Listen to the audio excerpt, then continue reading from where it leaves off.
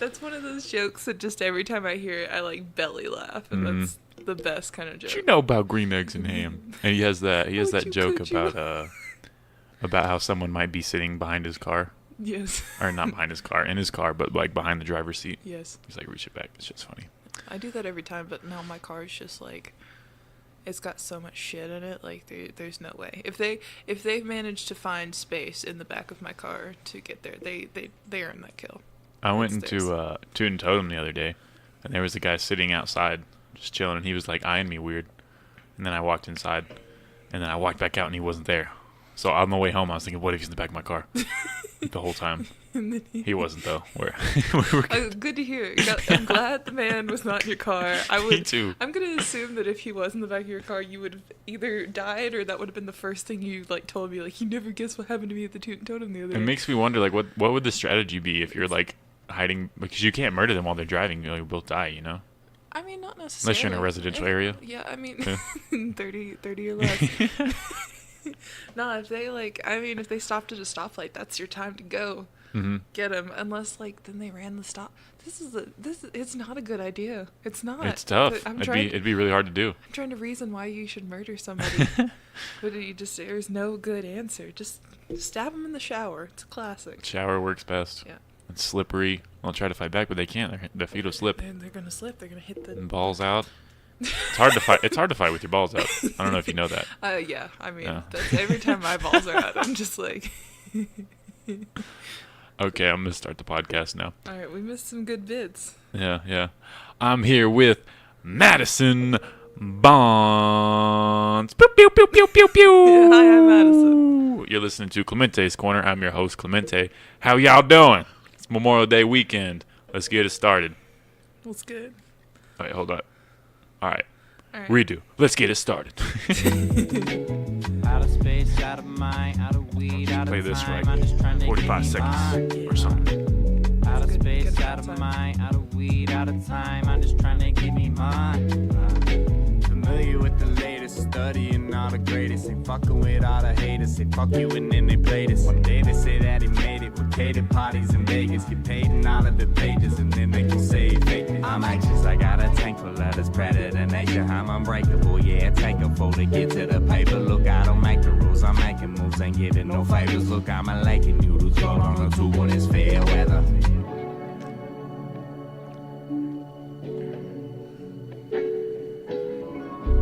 That was the homie Black Sheep again. I play his music a lot, but he just dropped a new track called Out of Space. I'll leave a link. I always forget to leave links, but I'm going to leave a link. I'm going to write it down. Leave a link. So I remember to leave a link. Put it in a But piece of white bread. He's killing it on SoundCloud. Serve it up. What are you talking about? You want me to write on white bread? Like a link. You said like a hot link, you know? Oh, a link. Like barbecue. Yeah. You funny. We're making jokes. It's Sunday fun day. Legend of Zelda, you know? Yeah. That's another link. Oh, dang. Link the guy from Re- Rhett and Link. Oh, I was about to Dude, say oh that. my You God. watch that Oh my one? God. Yeah. Oh, God. I watch Good Mythical Morning every morning. Are those two guys would like help make commercials for people, right? Yeah, Okay, yeah. I love local commercial stuff. That was a good one. Like they had the furniture for black people and white people. I didn't see that. It's awesome though.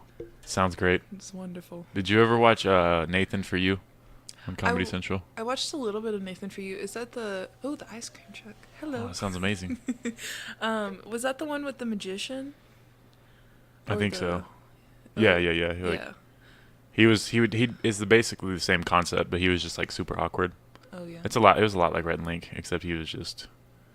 People would be like, "Dude, what's wrong with you?" I'm just like, you know, he's just. It's like taking a character from The Office and like yeah. putting them in the real world, That's me. basically. That's definitely me. They're like, Madison, are you okay? And I'm like, I can't eat. I don't know what's going on. Where am I? Oh, are you still? Have you done any more writing? Any more stand-up performances? Not since Lubbock, I don't think. So you gave up. No, I didn't give up. You gave up. You quit. Stop. I haven't really been. Don't yell at me. No, I haven't really been doing a lot of performing lately. I've been working on. Yeah, I noticed you didn't perform at 806. No, I went to Waffle House. I got hungry. Waffle House was good. Yeah, I went to Waffle House. I don't know. I've been writing a lot. I've been polishing stuff. I think That's good too. like I I have a lot to polish. Tax paper right here. I paper. No, I've just been working on like getting things where I want them, because I feel like a lot of my poetry that I wrote and a lot of the jokes I was writing was they were good, but like all the poems I didn't like the endings to them. Mm-hmm. The stand-up jokes I feel like they were too short and I needed to like elaborate on them. And also I just started doing burlesque, so I've been working on. Oh, burlesque. Yeah, I do that now. So I've been working on the stuff for my first show. And I've been working like 40 hours a week, so I get home and I just want to drink a little bit. Working at Chili's. How do you like Chili's? I love Chili's Really? so much. It's so much like it, it gets a little flack, I guess, for being kind of like a corny, campy kind of place to go, but it's actually really good. And like the management is great there, and I've always had like I don't ever feel like I'm like nobody's gonna help me. We're always teamworking it out, and Teamwork makes the dream work. it does. It's a good place to be if like I don't know, you like a good work environment. Mhm. So I don't like their salsa, but I can't blame them for that because they're Chili's. yeah, I mean their salsa's not super, but their white queso is the bomb. I judge everybody's salsa, which isn't fair. If you're a white establishment, I shouldn't be judging you, but I do it anyway. Yeah, I mean we can only do so much. Facts. So I mean, Facts. yeah, no, my last workplace was insane. So Oh yeah, you used to euthanize animals, correct? oh yeah, I killed dogs for fun. She was like the Hitler of dogs. Please, yeah. If they had any blemishes or anything, One name is synonymous with killing dogs. any and it's- disabilities, Yeah. she's like Michael Vick, not Hitler. It More didn't- accurate. Yeah, well, yeah, we had a dog fighting ring in the back. So It wasn't just dogs though, right? It was dogs, cats, hedgehogs. turtles, Oh, turtles. lizards. I ran over a turtle once with a lawnmower, and I was so depressed. I was so sad. One time I've done a lot of jobs. I used to work in a construction place, and we were driving and there was this turtle on the road, and the guy got out and like grabbed, one of the dudes got out and grabbed the turtle, and I was like, oh, he's gonna like put it like on the side of the road so it like didn't get hurt. Nah, bro like flings the turtle like a fucking frisbee across the place. I'm like, that's also an option, sure. That's we could have just taken 3 steps and sat the turtle down, but now let's fling it. He was having a rough morning. I guess. I mean, we're all, it's a bunch of sweaty men and one woman. I bet he like walking. just hated Mario Kart, probably. Like he never won. He probably always got last place. He's like, fucking hate turtle shells. And he just, all that anger just came out once he saw a turtle. Man, that poor turtle. That I will never forget that. That is burned in my brain. Just to, Was it a bigger one or just like a normal size? It was like one of the red paint ones. Like I just fucking. I like the big ones. They look exciting. They don't really. They're very old, and they're doing their best. I always get like scared. You ever have nightmares that you're getting chased by a turtle? I've not had nightmares where I've been chased by turtles. I have. And it's hard. I can't walk away in my dreams because my legs are like in the sheets, Yeah. so I can't move them. I get that feeling like, oh, they're coming, and you can't run for shit. It's like it's like your legs are concrete. What's the plan when the turtle gets to you? What's happened? What's the? He's gonna snap me. He's gonna snap my arm off. I mean, your whole arm. Probably. A small turtle is going to take your whole ass arm. It's obviously a snapping turtle. I mean, those aren't fun, but like, my nightmares are like, I get murdered or like people I love die, and that's over here like, the turtle's gonna bite me, and I don't like that. No, I mean the turtle could kill me. How?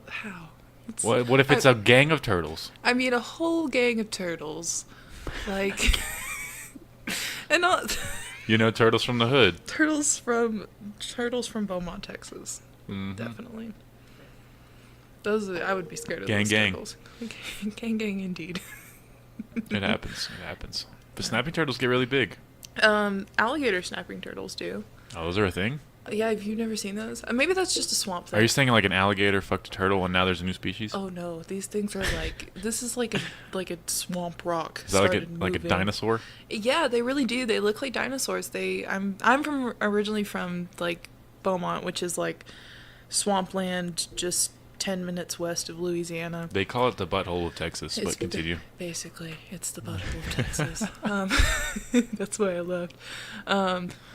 No, there's you got to worry about alligators. You got to worry about the alligator snapping turtles. You got to worry about alligator gar. Oh, those are scary. Oh God, they're not pretty. But people make these things called gar balls. Holy fuck! These alligator snapping turtles are ferocious. Yeah, and they like those things actually will take your arm off. This looks like what Bowser was based on. Yeah. No, they there's this place down there called Gator Country where they have a 20-foot alligator, and they have alligator snapping turtles, and in These like look like little demons, man. like in the 7th grade, we went to Gator Country, and there was like just this like aluminum trough type thing filled with water. And the guy was like, "We're gonna show you an alligator snapping turtle," and he took like a piece, like a chicken leg on a string, and just like put the string into the water and pulled up this alligator snapping turtle and was just like holding it. And I'm like, that thing's gonna murder you. Please put him down. Let him go. Why is he in the trough to begin with? We should just let him go somewhere far away and not be bothered. I feel like an alligator snapping turtle should be like an evil villain on Batman or something. I feel like that would be a good thing, not right? like I'm gonna call DC. The penguin, bad idea. Alligator snapping turtle, I'm out. I quit. I'm hanging up my bat wings, and he didn't have wings. Yeah, he does to an extent. Hanging up the batarang and going home. He's got a lot of suits. He's got a suit for every situation. I like the ones that had nipples on them. That was interesting. It's a good one. Like the Batman in the 90s? Yeah. And the Batman-Robin dynamic is so weird. It is. It's really weird. They definitely fuck, though. Like, they have to. At least once. I mean, yeah. I mean, like, he kind of raised Robin from what I know, so that's a little weird. I didn't know he raised him. I thought he was like, I need a solid 20-year-old to hang out with while I'm fighting crime. I thought he, like, in one story... Put on these tights, boy. You know? Put on them tights, boy. Get in there real deep, like. Ooh. Are you one of the people who hates the 90s Batman movies or loves the 90s Batman movies? That's a real question. I liked them when I was a kid. I'm sure if I went back now, I'd be like, this is kind of corny. Yeah. But they're not good movies. Yeah. But, like, there's something about, like, a blue Arnold Schwarzenegger that just pulls me in every time. I did like his character. It was so strange. It was a weird character choice, but I liked Two-Face and Poison Ivy. There's some good villains. I'm a big Tommy Lee Jones fan, so Tommy Lee Jones, like, yeah. He's Man of the House is still one of my favorite movies ever. That movie, I can't think of it now. He's a cop. He's like a sheriff, and he's like chasing this murderer. No Country for Old Men. Oh, yeah. I love that movie. Good dude. Shouts out to Tommy Lee Jones. Tommy Lee Jones. If you're listening, I love you. We love you, Tommy. You're my grandpa now. He listens to all my podcasts. Oh, good. He hit me up the other day. I'm glad. Glad to hear. He might be on it. Please, if you happen to meet him, let me just come by and give him a crisp high five, and I'll go. That's all I want. Crisp high five. Just a crisp high That's five. a euphemism for blowjob. Knowing my history, probably. No, he probably has like a really old penis. I mean, a dick's a dick. I was gonna ask what's your take on dick age. Dickage or dick age.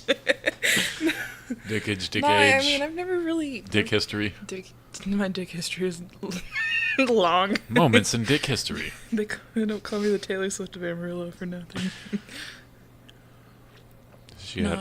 What? Oh, never mind. Go ahead. Just a lot of exes and men that don't like me.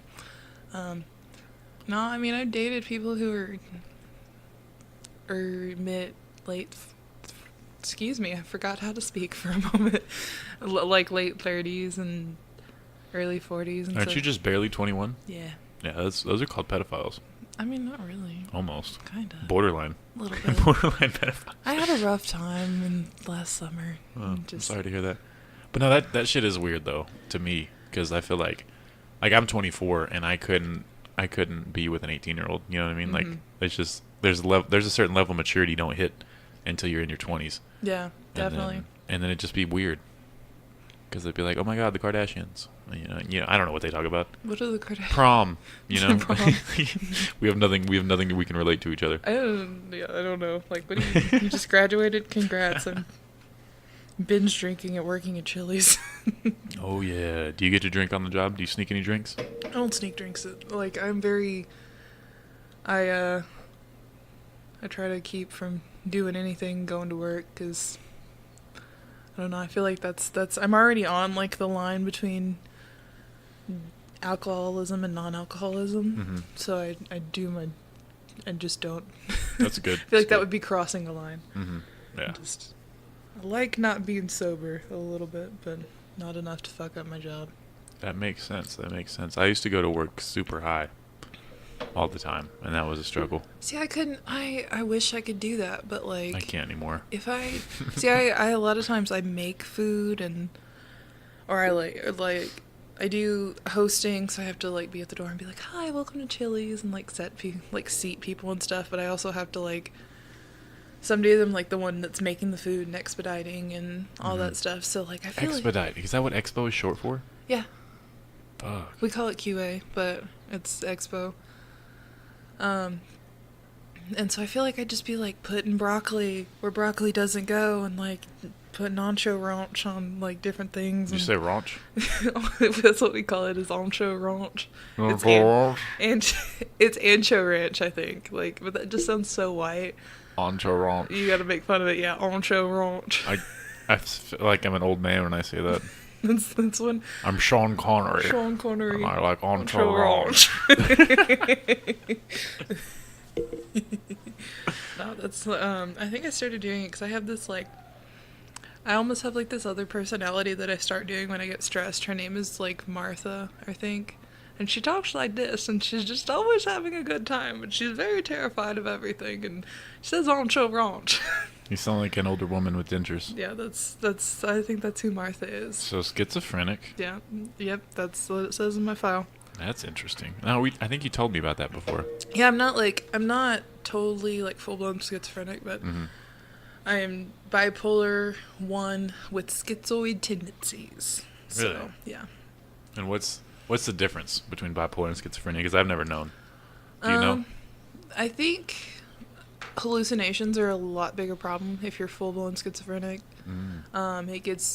I'm able to be like, oh yeah, I'm hallucinating right now, or like that dog's not real, like, so, and I don't like, I'm not like I don't see like I'm not like looking in front of me, I'm like, that's a whole pug, like I see things like in my peripherals and like when it's dark and stuff like that. I think that's interesting. People who are and I know when it's not real. I think full-blown schizophrenic people are usually unable to tell the difference between real and unreal, and they more easily convince themselves of like, yeah, the government is coming to get me, and also there's an alien that lives in my backyard, and so but schizophrenia, you can have multiple personalities, right? Yeah. And is that the same with bipolar, or is bipolar just mood swings? Bipolar, I think, well, here's the thing with bipolar is I refer to, you have your manic episodes and your depressive episodes, and then you just kind of have your times when you're just neither. Sometimes, I mean, you have manic, depressive, neither, and then just like done. Like, there's times where I'm just like, I have nothing to offer to the world today. So Take a nap. Take a nap. I think I kind of, when I'm manic, there's different parts of my personalities that shine through. My personality. Freudian slip there. There's different parts of my personality that shine through. I'm a lot more outgoing, and I'm more like open to like doing things and I'm more outgoing. Did I say that twice? Yeah, you did, but it's okay. Yeah, Outgoing. We Yeah, all going out. We all going out. I'm more like, I don't know, I'm less rational, so I'm like, yeah, let's take 6 shots at 7 p.m. and we have to drive home. When I'm depressive, I tend to write a lot more when I'm in kind of a depressive mode, and I'm less likely to go out, and so I mean, it's like I'm the same person all the time. Yeah. It's different parts of me that you see, like, I'm I'll be out doing stuff, and I do a lot more drugs when I'm manic. A lot more drugs. Do you feel like you have like control between the manic and depressive, or Oh, does no. it just kind of go? No, it shows up. So it could be depressive for like 3 days, and then it could be manic, or it could be manic at the beginning of the day and depressive at the end. Yeah, definitely. It It's just like, kind of depends on the environment, or what? yeah, I mean, it can be, there's lots of different triggers to it. If I go through, like, I just went through, like, basically I got kicked out of my house and got money stolen from me. And Sorry like, to hear that. yeah, it's a crazy family. So, and I like had to go to court and take care of a ticket, and like just all these things happening at once. And so I just kind of stayed in like a depressive, dissociative kind of state for that entire thing. Because if I was manic during that, like, I would probably have done hard drugs, probably, just because, just knowing me, like, how I am normally in mania.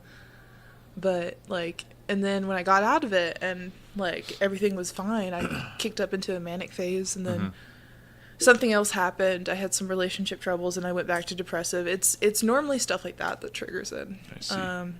So, and it can just totally, it can be, I know, like, one of my friends who has bipolar, like, it can just be, like, she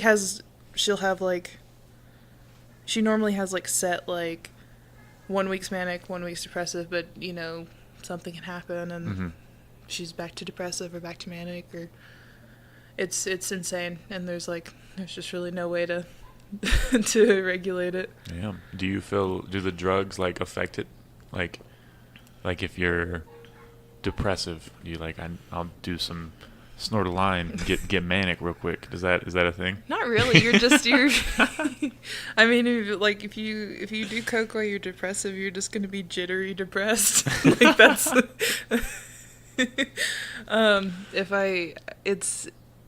it's weird. It's hard to explain, because like, it's like, the only thing that has ever like pulled me out of a depressive stage is when I took ecstasy. Like, that was, I can see that. I was great for like, I was really like down to the dumps, and I took that and I was like, everything's fine, I'm doing great, and the walls are purple. I did half a pill once, and I just felt warm, kind of excited, but it wasn't. I was probably like 18. Yeah. So I didn't like get the full effect. That's the last time I tried it. I did straight MDMA for 2 weeks in a row. Wow. And then I went to the pavilion. Dang. Yeah. Were you like, because you don't have to eat on that shit, right? So you were, No. and you don't sleep on that shit, so you were Nope. just like a zombie. Yeah, I did a lot of writing. Nice. Was it like coherent? Did you go back and be like, this is good, or was Actually, I wrote one of the poems that I've done a couple times. It's just kind of a love poem to Amarillo. I wrote that one, and it's one of my favorites. nice? The one where I talk about crushes, I wrote that one while I was high on ecstasy. And that's usually, like, honestly, like, ecstasy is fun because I do a ton of writing, and I'm up to like 4 or 5 a.m. So I just sit there, and you hyper focus on like one thing. That's why a lot of people will like take it at parties, or like do it to like clean and stuff like that. Yeah, I've done that with Adderall. Yeah. So like, I'll do it, and I will stay up and just like continue to write and not want to do anything but write and drink water for 4 or 5 hours straight. And That then honestly sounds amazing. Yeah, I get some of my best work from that. Because I do that sober, so like on ecstasy, I'd be throwing that shit out. You just write 6-7 sets. But the come down is not worth it. It's so terrible. Like, So that sounds very similar to Adderall. I don't think Adderall probably gets you like as excited. Like, I didn't feel like dancing on Adderall, so. yeah, it's well, you get this euphoria with it too, because your brain's being like flooded with serotonin, so you get all this energy, and you're super happy, and like then, but like when you come off of it, you feel like your teeth are about to fall out, and your mouth feels like cotton, and you have to like, I would chug like 4 gallons of water and still feel like I need more water, and then I'm like in the bathroom every 10 minutes having to pee, and like, and then your whole body just feels like shaky, and Yeah, that's It's not why good. the last time I did Adderall was for college, and my friends will do it for fun. I'm just like, yeah, they're fucking crazy. You want to stay up for no reason. But no, I felt the same way on coke coming down. I've never done coke like regularly, Hmm. but when I do it, when I do a good amount, I just feel like shit the next day. Yeah, So I don't know, like I did coke after I did ecstasy, so like I was just like I just feel like I drank a cup of coffee. Like this is the whole thing. Like so because I was waiting for like that yeah, euphoria. yeah, And it never. they made it seem that way. Every movie, they're Every like, movie. "Ugh." Yeah, every I was movie so ready for seems that. like yeah, like Coke is overrated, yeah, really it is, and like it makes your nose hurt. And but it's fun in the moment. yeah, I guess I've always heard it's more fun to do it while you're drunk or when you drink, and I did just a random night, just It watching. honestly sobers you up a little bit. Yeah, watching Moana and like just doing a couple lines and It like it puts you in a different mindset. I wouldn't really call it being a high, but it's like, I don't know, like mushrooms or acid. I don't really consider that being high. It's just like you're thinking a different way, like your brain's processing things differently. I don't know how to explain it, but yeah. Like, I mean, I did coke when I was in like a depressive state, and I was just like, this is fine. Just I was just sitting there, and then I drove home and I went to sleep. It was just it's not one of those drugs I don't think you do by yourself, like Yeah, for sure. by itself, because it's not a whole lot. That's the only reason I've done it, is because all my friends are like, I don't want to do this by myself, man. Come on, man, come on. And for like 2 years, I was like, no, I'm not doing that shit. Yeah. And then finally, I was all right, I'll try it. Yeah, I was scared. Well, I was scared because of the Pulp Fiction scene where she doesn't even snort heroin, I think. But like, also I was like, what if I just have a heart attack and die? Well, they make coke seem way more extreme than it is. Yeah, really. Like that's what I was like. I really like ecstasy, so I was scared like, oh, I'm gonna take coke and it's super addictive and I'm gonna get addicted, and I was like, this is nothing. Maybe I've just already fried my brain with enough drugs, but this is fine. That's So. funny. Have you done psychedelics? I did mushrooms once How did you feel on it?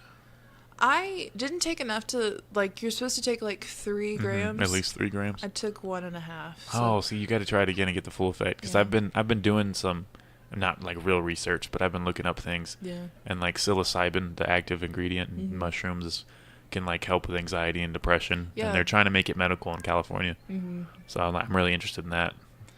Yeah, it's definitely something I'd like to try. I don't know. I haven't been in a good mindset lately, so I don't want to do it and be like, the walls are trying to eat me. Mhm. So.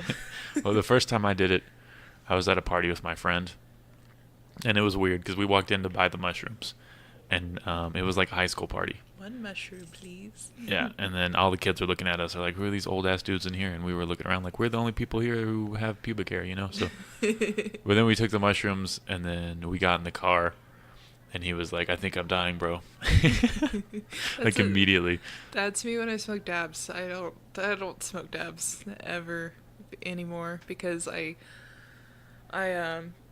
did it once and I was with my one of my brother-in-law did and he was like, here, just take a little hit, you'll be fine. I'm like, okay. So I took a little hit and he's like, I'm gonna go to this other guy's house and get some stuff from him, and you'll just sit in the car, you'll be fine, just hang out. And so I took a little hit and then got in the car and just immediately was too high. Yeah, Like, dabs hit your lungs like Mike Tyson. God, like, well, I don't, Fuck you up. I didn't even, like, I can usually, you get that lump in the back of your throat when you know you're about to be really high. Mhm. You know what I'm talking about? Yeah. It's that instant head change. Yeah. And Like so, before you even exhale, you're like, oh my God. yeah, I didn't get the lump in my throat. I was just like, you can just feel yourself kind of float up, and I was like, You're like no. dangerously too high. Yeah. So I was just like, I was in the car, like texting my sister, like freaking out. I was like, my teeth are made of marbles, and we're all made of Cheetos and Coke cans. That's where I don't know. Like I've done, like the first time I ever did stand up, I had written in my notes like a comedy set, and it's just like, these are just concepts, you'll know what to do later, and it's all stuff like, Oh yeah, you were reading those for your set at whiskey. yeah, That's funny. and it was stuff like Rolly Scoop McWindex and like song DVDs about Martha Stewart because I couldn't remember the word for CDs. Song DVDs. Same thing. Where's my song DVD? And then I couldn't remember Peter Dinklage's name, so I just wrote Presto Shortmo. And somehow I knew the next day who that meant. That's funny. And and then like I woke up and I was still like super high, and so I'm like, I don't need that. I don't need all that. Presto Shortmo. Presto Shortmo. That's awesome. Peter Dinklage, if you're listening.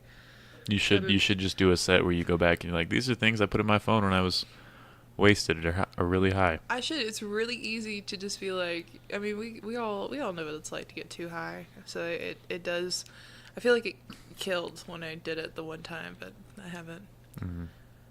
Just haven't been doing it. Yeah. I need to do. When's the next open mic at Whiskey River? It's the first Wednesday of the month. There's nothing going on this Wednesday, which kind of sucks. But I'll go to Smokey Joe's by myself like I always do. Oh man. Yeah. I'm gonna go have an open mic at my house. The 806 is getting kind of frustrating just because there's so many comedians. Oh yeah, well. And it takes forever. Okay, I've gone like at midnight the past 2 times. Yeah, that's what I always get. Like, if that's kind of why I haven't really been doing it, is like if I know like the comedians go before me, I'm probably not gonna perform. So.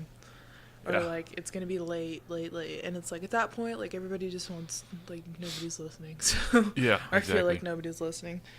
So that's why I've just kind of been like, So. No, I love that the scene's growing, but at the same time, like I kind of miss being like the only comedian there Really? because that was fun. Yeah. Oh yeah. Everyone getting upset with you. Classic. Yep. It was. You've been doing this for so long. I remember when you like first did your set. Me too. Man, great times. Good times. It's fun. It hasn't been that long though. It's been a year. A year and 1 month. Nice. Exactly. I've been reading poetry and stuff for 2 years now. Nice. I thought you've been doing it longer. I've been writing poetry since, middle school when I was writing, my heart is black and my soul will never be filled. Were you an emo? Oh God, I was a scene kid. So I was like blood on the dance floor. But here's the thing, I was a Christian scene kid, which is a bad combination. I'm going to have to ask you, what's a scene kid? A scene kid? It's so like a theater kid? It's like emo, but more annoying.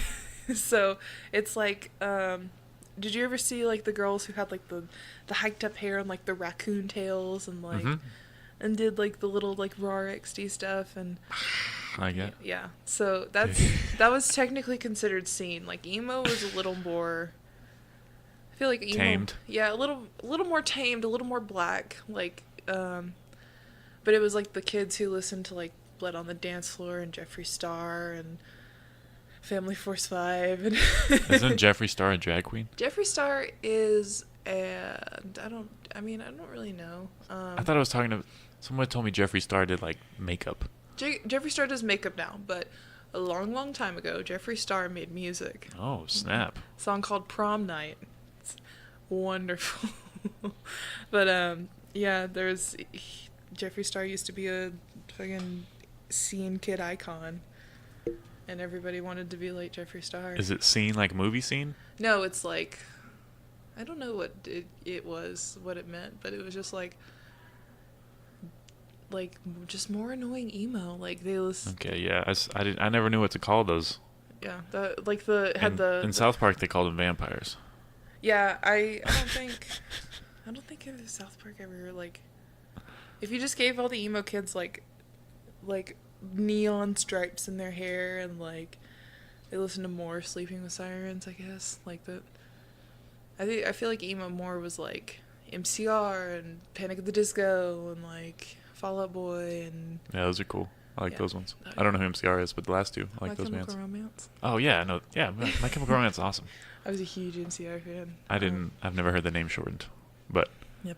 I actually, the other day I was at Goodwill, and I found a My Chemical Romance Black Parade seatbelt belt, and it fit me. And I was like, the emo gods are smiling upon me. That's odd. Where'd you find that at? At Goodwill. Nice. The one over on Bale. Yeah, that one's big. I almost got like 20 movies one day, but I was like, I probably won't watch these. I don't like it as much. I like the thrift store for the blind a lot better. Yeah, but that one's hard to find. So. Are there ever any blind people in there?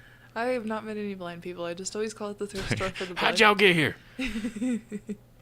I just always call it that because people know it's owned by like the Blind Association or whatever. And it just says big old thrift store across it. So I'm like, you gotta give me like a name that I can call you by. Like if they had like Patty's thrift store or something like that, I'd just call it Patty's. Just put your name on it. Put my name. I'm gonna do that. Mad's thrift store. Mad's thrift store. Merle. That's me. That's the whole thing. So do you have to take any medication for your schizophrenia? I'm supposed to, but I don't know. I haven't taken medication in 6 months. I feel like it'd be hard to trust, right? Because the side effects and everything. Oh God, yeah. It's like the side effects can be anything from like, we'll make your bipolar worse to exactly. like, you might want to kill yourself. Like to just making it to where you feel numb, and it's like I would rather like have manic and depressive episodes and not know when they're coming than just feel numb.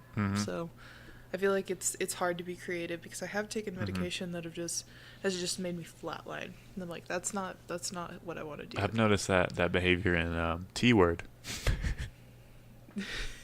That one guy that did comedy. But yeah, when he was on the medication, he's like, yeah, I'm here to tell jokes. But then when he wasn't, he'd just, that thing. That thing, indeed. That thing we don't speak. Because there was a point where I was like, dude, get off the medication. You're just like super boring and lame right now. But then when he wasn't on it, it's like you can't. There's no happy medium. So. No, there's really not. And like the reason that I ended up in the pavilion and was like taking 3 hydrocodone and ecstasy and drinking every day was because I was taking Lexapro, I think, and I was like, I don't like the Lexapro. It's making me have like brain zaps, which is this just like thing where you feel like you're just getting like a defibrillator stuck to your head, like, and snap. it just like. And you can't focus. It's terrible. And so I was like, I'm having brain zaps. It's really not helping anything. And this was back before I knew I was bipolar. Like I'd had doctors say like, you might be bipolar, but we're not going to diagnose you because it might ruin your chances of like going to college and being a doctor and stuff like that. And I'm like, neat, cool. Oh, you were going to be a doctor? Yeah. Oh yeah. I wanted to be a pharmacist, and then I started doing drugs. That's more of a reason to be a pharmacist. That's true, but. That's a good. You make a good point. I'm going back to pharmacy. Oh shit! Don't take 12 of these. I tried it. I can tell you from personal experience. Do not drink on this drug. You don't want that. But no, they wouldn't. Nobody would diagnose me with it. So I always just thought I had depression and anxiety. That's odd. That they won't diagnose it with. Yeah, it was super weird. Like they were afraid to do it? Well, I guess there's stigma when you're trying to get like a doctor job if you have those. If you have bipolar, because they're like, we can't give you the ability to write scripts because whatever, you might write it when you're manic and do the wrong thing. It's like I do my job the same way whether I'm manic or depressive. I'm a little different. Like either I'm talking more or I'm not. So I'd been told I just had depression, anxiety, and I went to a doctor and I was like, I don't like the Lexapro. Please put me on something different. And they were like, okay, here's Zoloft. You can stop the Lexapro cold turkey and take Zoloft. Yeah, and they were like, and you'll be fine. There's no side effects when you stop this drug cold turkey and go to Zoloft. And then I was like, really suicidal and like doing a ton of drugs, like so many, like 5-6 different things, like in a night. Damn. And just like I was straight up, like I had like an episode, and I was like driving drunk all the time and just being really hateful, and I wasn't myself. And then I went to the pavilion and I stayed there for 4 days, and they diagnosed me. They're like, you have bipolar with schizoid, and I was like, that makes a lot of sense. But you can still be a doctor. Yeah. I mean, I don't know if I want to be a doctor now, but I like knowing what's wrong with me. So it is good to know. yeah, so then I Googled it, and turns out it's a terrible idea to stop Lexapro and do Zoloft cold turkey. Just if you have regular depression and anxiety, it'll make you go crazy. And it can kill you. It can definitely kill you. Really? Yeah.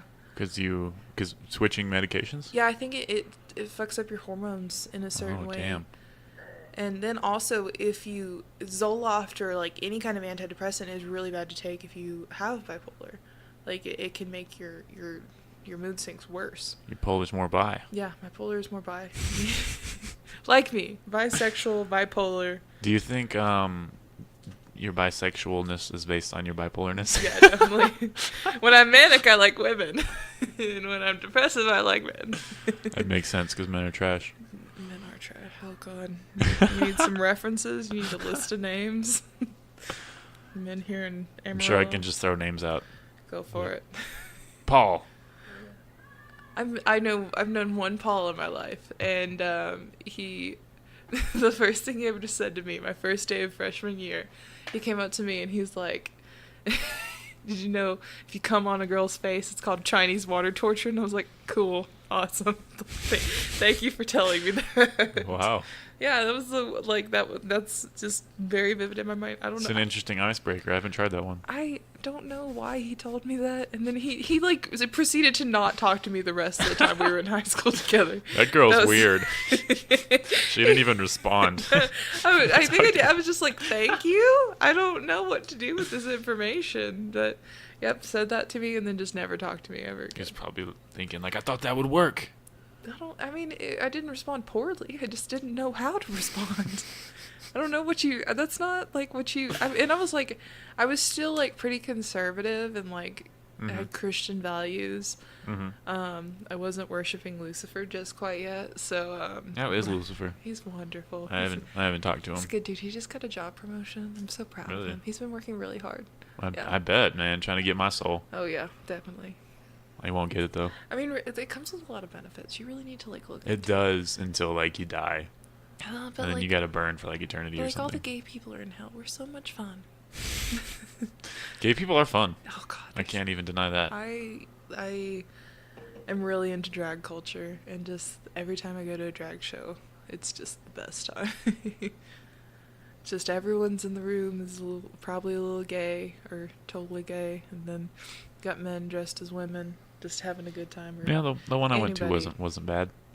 Yeah, I remember that. I was like, Matt. I was like, Matt's gay now. It's interesting. I'm a little gay, not like be with a man gay, but like, hey, nice pants gay. You know what I mean? So you're like homo-romantic. There's terms for these things. Homo-romantic. Demi-romantic, I think maybe might be the word for it. Like I can say, like Ryan Reynolds is a good-looking dude. You know? That doesn't make you gay. That just means you're masculine. But I'm saying like if he was aggressive, I might fuck him. If he was aggressive. Like if he was putting it on me, like, yeah. Hey Matt, he goes, what's up? What's like you're getting all up in my face, getting all up in I wouldn't know how to respond. Just like if someone comes up to you and says, "If you come on a girl's face, it's Chinese water." I bet that's how Ryan Reynolds picks up women. That's how Ryan Reynolds got Blake Lively, like dead ass. Definitely. Have you seen Deadpool? I have not seen the second one. The second one is amazing. God, I'm ready to see it. The first one, my brother was 16 when it came out, I think, and it came out like around his birthday, and I was like, "We're gonna sneak you into Deadpool," because our parents just didn't. Parents couldn't go with us to a movie. They were too busy binge drinking. So, we showed up. I got the tickets like on Fandango, and like I was like, that's gonna get us in. They're not gonna ask for his ID if we can do it on Fandango.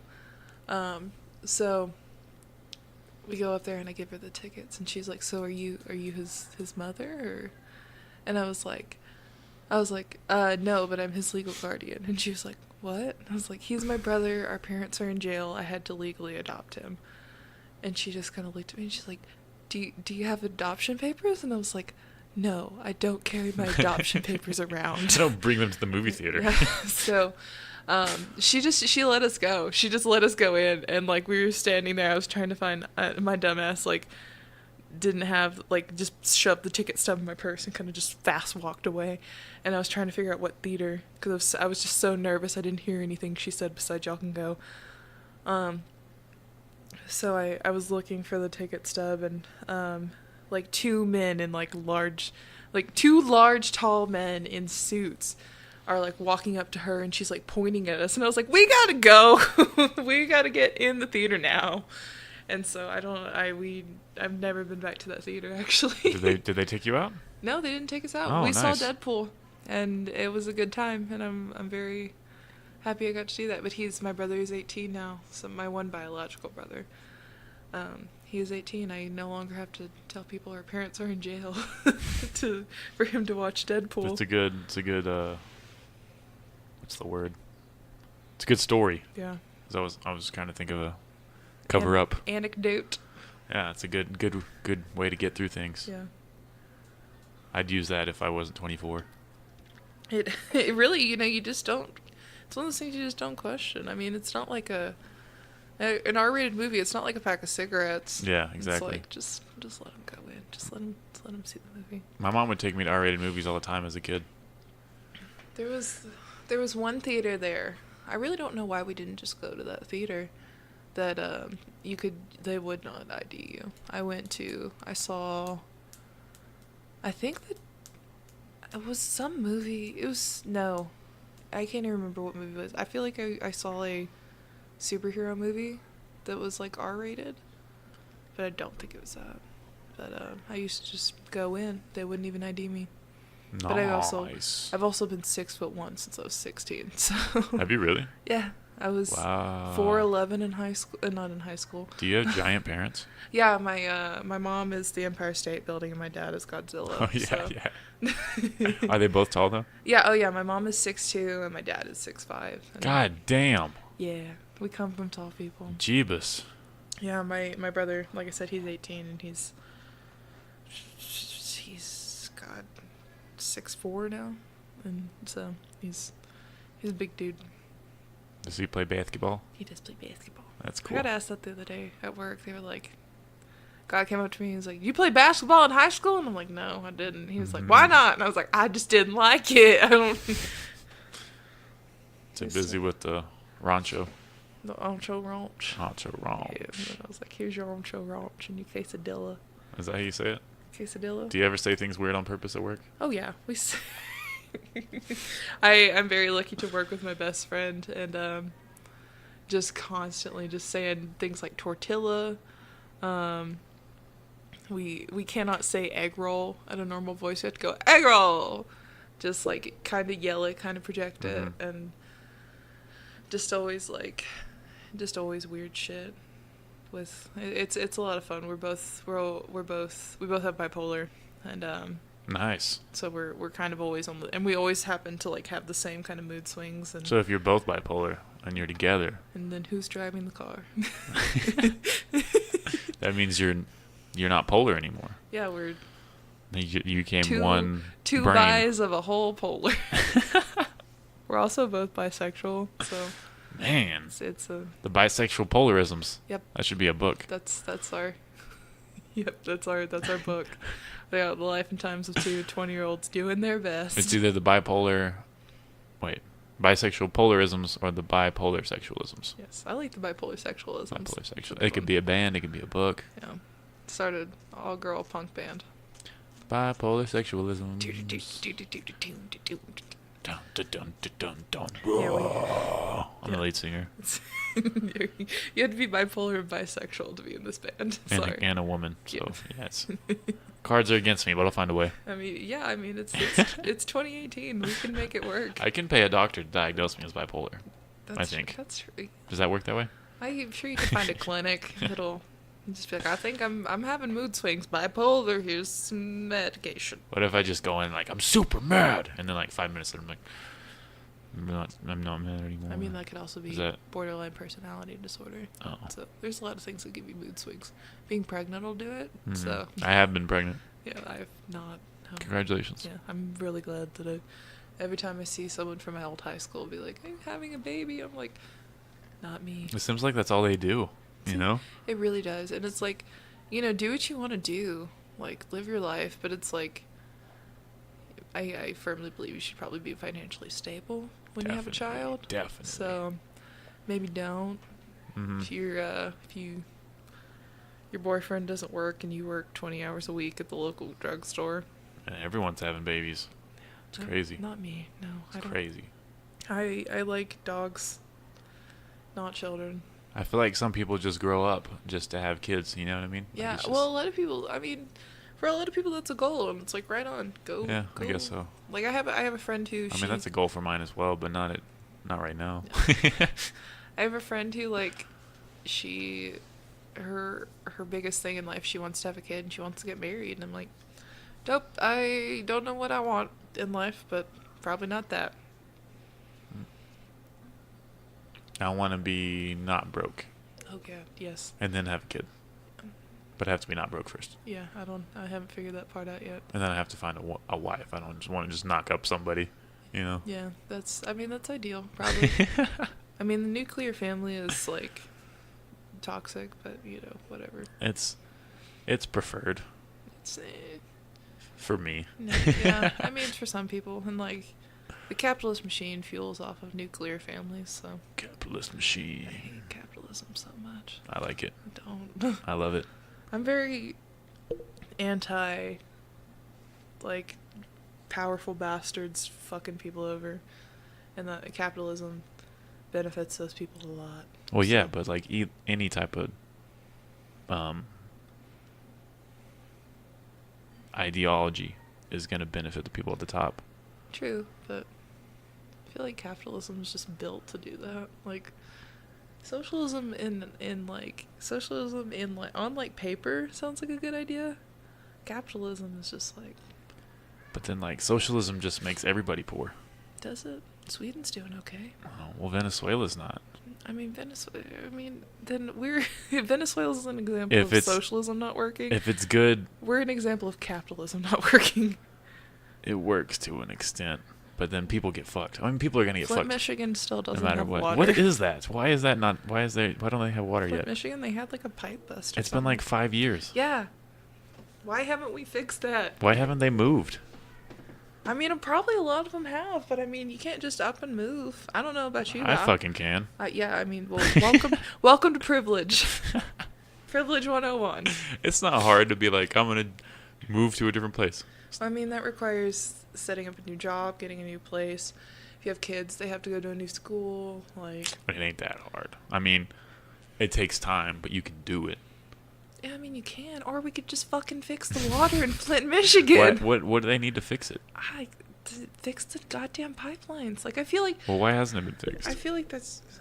because the capitalist machine. Capitalist machine. That's what it is. I don't know why they haven't fixed it. I kept up with Flint, Michigan a lot when it first happened. But, like, I just haven't been updated on why they're not doing it. It's just like, just fucking fix it. I think everyone just keeps forgetting about it. And they're like, oh, yeah, that's still a thing. Yeah, that's why we have to keep, like, posting on Facebook that Flint, Michigan still doesn't have water. Why is Trump in Mar-a-Lago, but we can't get Flint, Michigan? Mar-a-Lago, good question. Because he has to golf. Yeah, oh, God, yeah. Golfing is important. Did you see there was like a guy who like took a gun there or something? I don't know what he was trying to do. I don't think he shot anybody. But some guy got arrested trying to run onto his golf course. Oh, Trump's? Yeah. Here's the thing, it's like, I'm not going on record saying that Trump should be assassinated. And like, even if he was, then we'd have Mike Pence. Mm-hmm. Mike Pence believes in conversion therapy. That's actually not true. Really? Yeah, I looked into it. Yeah. They hyped that up.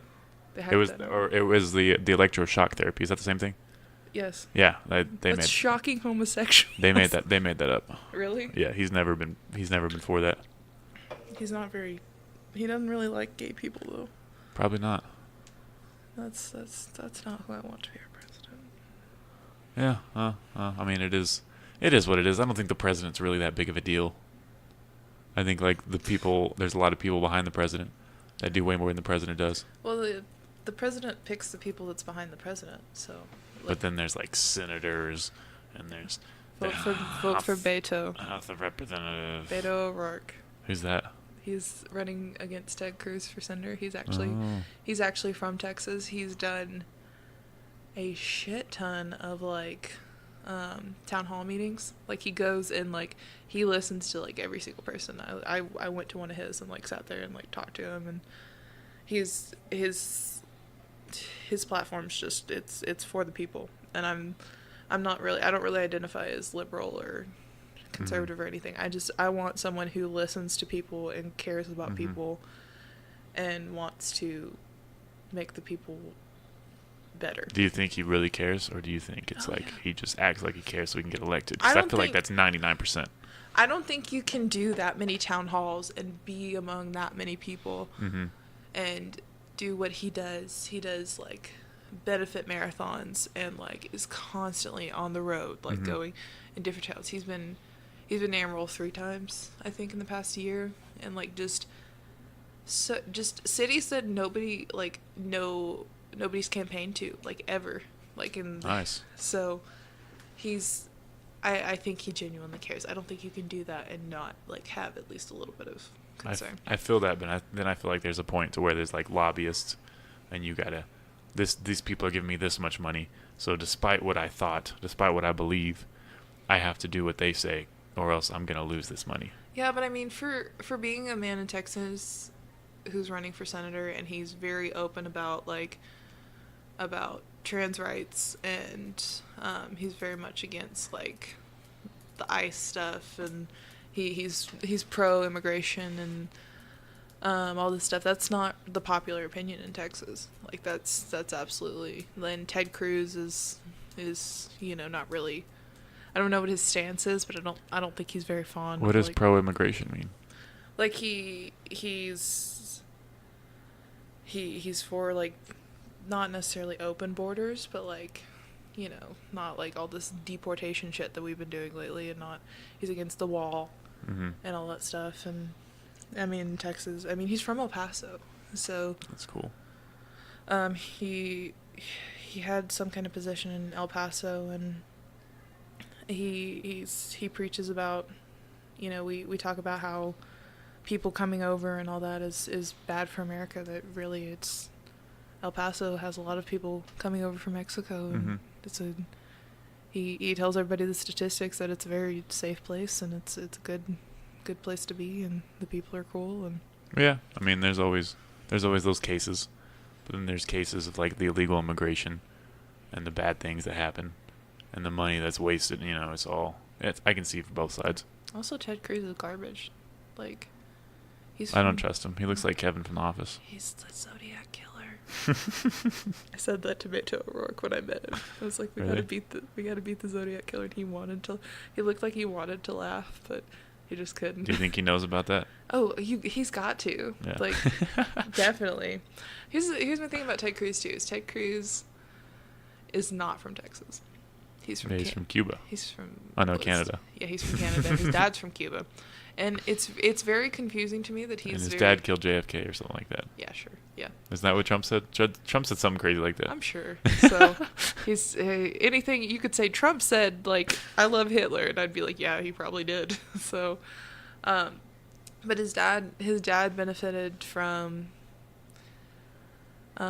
loose immigration laws. Came here, went to a school in Texas, all that stuff, and he's pretty for like closed borders. It's like, you can't say that if your dad came here from Cuba, and like that's not. I ain't for it. And he's not even from Texas. Like, and he released this like slander. It's like this slander campaign basically against Beto O'Rourke that was like, you can't be a Texan if you vote for Beto O'Rourke, and it's like, you're not even a fucking Texan. Like, you can't. Where's the logic here? Was he raised here? I don't even think he was raised here. I think he may have lived here for a little bit or something, but I think you have to like be in Texas. I'm a firm believer. That's another thing I like about Beto O'Rourke, is he was not raised with a silver spoon. He's a working man, all that stuff, cool. And that's something I care for in a candidate too. For sure. Like that. That's why I liked Bernie Sanders. Bernie Sanders was not like born into like fucking American royalty. He was a career politician though. He was, but he's had the same he was out like doing civil rights marches, and he's he's had the same opinions forever, and it's like that's respectable. You know, Hillary Clinton has not had the same opinions forever. Yeah. So garbage. Yeah, she's a can full of garbage. I like her a little bit better, but then again, she also like has not had the same views. Which I mean, I was 5 years ago. I was very homophobic and things like that. So I guess you can change your ideas, but she's also, I don't like that she took, what was it, $500,000 from Goldman Sachs or one of those. And like helped destroy Haiti. Yeah. And possibly had people assassinated. Yeah. All that good stuff. Don't like that. Like if I had voted, I would have voted for her, but that's just because I don't want. I don't want Donald Trump. I didn't want Donald Trump at all. I voted for him. You voted for him? Yeah, I didn't want to, but then it was like somebody was like, Texas is gonna go Democrat, so I was like, oh, I guess I'll vote then. You was very against Democrats. All right. For the most part. Yeah. I think putting labels on everybody just makes it worse. Yeah, I think it's too extreme. Yeah. Because I was definitely more conservative a couple years ago, but now I'm like way more in the middle on a lot of things. I like the idea of like kind of identifying in the middle, but then like middle people that I meet, they're just, I don't know, they think they're exactly right about everything. And I'm like, if you will show me the facts and like give me a credible source, I will believe you. Like that's, but middle people are like, no, that's fake news. Well, the problem with like CNN and like Fox News is they go to the extreme. Yeah. Like you can't be moderate on anything. It doesn't matter what the issue is. You have to be extreme. Yeah. You have to agree on one extreme or the other. Yeah, no, it doesn't work, and everything's not black and white like that. No, not at all. I think it's a problem we have a lot with news and with our political views and a lot of different things is we take everything at face value and we don't try to form our own opinion. We see an article on Facebook and we're like, and it's like, brown bear kills people, brown bears are bad. Brown bears are bad. InfoWars said it. And so, and that's a lot of what you get. I mean, just as a bisexual woman, you get a lot of people who have just heard for years, like, oh, you know, like bisexual people are promiscuous and like they're bad people, and you get a lot of homophobia and things like that. And it's like you can't just put everybody under that umbrella because I mean. But they are a little promiscuous, right? I mean, like, I definitely, and then you get a lot of, like, on Tinder and stuff like that, people be like, do you want to have a threesome? And I'm like, yes, but not because I'm bisexual, like, they're not synonymous with each other, because, like, I know people who are bisexual who have been with the same person forever, and, like, don't like three-ways, and all that stuff, so. But, do they have, like, weekends off where they go, since they're bisexual, do they, like, hey, it's Saturday, I'm not with my boyfriend, I'm with Stacy, or is that? No. No? Okay. No, sorry, wrong. Just wondering. No, I mean, like, there are people like me who are very non-monogamous, and then people who are, like I said, my friend who wants to get married and have kids, she's bisexual. So, we're it's people. Interesting. Yeah. We're different. Yeah. We're all different. Oh, show. Yeah. I'm still trying to see where Ted Cruz was raised. Does it tell you? Oh, no, he went to high school in Texas. So. Well, fuck him anyway. He's still a shit politician. I went to Princeton. Kevin. Good old Kevin. Oh, Kevin. What is his real name? It's like it's Raphael. Is it really? Yeah, Ted's not his name. It's like Raphael or something. Oh, you're talking about Ted or Kevin? Ted okay, Cruz. let me see what Ted Cruz's real name is. Oh, it's Raphael Edward.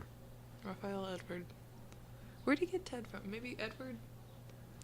Tedward? I guess Tedward. Tedward. Raphael Tedward. Why would you not go by Raphael? Yeah. Well, it scares the white people. Well, he's super white for his name. I mean, I thought I was white, but he's like double white. He's double white. With a side of white. He's like sour cream and mayonnaise mixed together, and then you put it on some white bread. Definitely. Ted Cruz. There's so many funny faces he's making on Yahoo Images. My favorite picture is of him in front of the butter sculpture. And it's like really cool, and because he's like, my daughter will love this. One of her first words was butter, and it's like, all right. Butter. I referred to a bowl of melted butter today as Dolly Parton soup, and I'm very proud of that. Wait, what did you just say? I said there was like a ramekin full of, no, not a ramekin, like a half bowl full of butter, like melted butter today. I don't know where it came from, but I referred to it as I said Paula Deen soup. I said Paula Dolly Deen Parton. soup. I get Dolly Parton and Paula Deen mixed up. Wait, so the soup said the N-word? Yeah, definitely. Yeah. What was that thing you said? Ramekin? Ramekin? Ramacone. What is a ramekin? You know, like the little things, like they put ranch in? Oh. That's a ramekin. I call them tiny bowls. Yes. It's also acceptable. I like tiny bowl better. Tomato. Ramekin. Ramekin. Ramekin. Thomas Thompson told me that word. I had never heard that word before. I just heard it today, but now I'm going to start using it. You're welcome. Got a sink full of ramekins I need cleaned. Do you? Yeah. I love ramekins. I actually have 2 ramekins in my dishwasher right now. Nice. I stole them from Labella's. I put weed in them. It's a good place to put weed. I guess. Well, like They'd dry out though. the to-go ones, you can. Oh, with the top. Okay. Yeah, you can put the top on. It's a good place. I wasn't thinking about the plastic ones. I got the metal ones. Because I go hard. I do to-go at Chili's, so I have a lot of little plastic ramekins. Nice. Ramekin collector. Ramekin. I just have like I go home and I have like all these little like receipts and slips in my pocket. I'm like, where do these come from? They're like all over my bathroom. Really? Yeah. Are you a hoarder? I mean, I'm not. Definitely a little, probably. I mean, I'm not like a cleaner. Mm-hmm. I'm very like, all of my clothes are all over the floor and they just stay there. And I'm like, That's tough. I know where everything is. My roommate was like that before.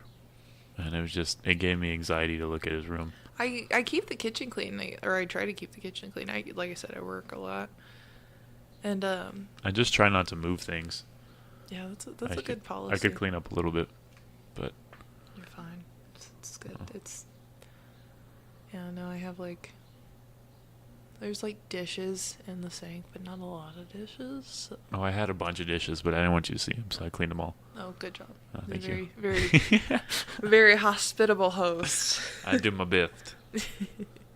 Yeah, well, when I first moved into the place I'm at now, I was staying in the living room, and then I moved to an actual room, and like I just kind of haven't really moved everything in there. It's been like 2 months, but like I said, I work a lot. And you just sleep on receipts. You have a receipt mattress? Yeah, actually, I don't even have a mattress. I just have a bunch of receipts from Chili's. Sounds comfortable. Oh, definitely. I love paper. Love sleeping on paper. It's the best. Dunder Mifflin. I wake up and I've got like straw wrappers in my hair and stuff. Really? Yeah, well, I just get things stuck in my hair a lot. You're like a homeless person, but you have a home, you know? I look like a homeless person. No, you're like a homeless person. Yeah, I'm definitely a lot like a homeless person. Just I have one. Cover up with newspapers. I have 2 pairs of shoes. One of them is my work shoes, and the other is the 98-cent pair of flip-flops that I bought at Walmart that Yeah. are 2 sizes too big. You have like a barrel that you put a fire in to Yes. keep you warm. I have the little like bandana wrapped around a stick. You have a very hungry dog you keep with you. Yes. Dog's a good boy. Cardboard signs. Mm-hmm. It says, Jesus loves you. Don't ask Not me. homeless. I just love cardboard. Not homeless, just love cardboard. You think people would give me money if I walked around with that? Probably not. Yeah, probably not. I mean, people don't give money to homeless people anyway. Nah, that's true. Ginger Nelson would arrest you, so.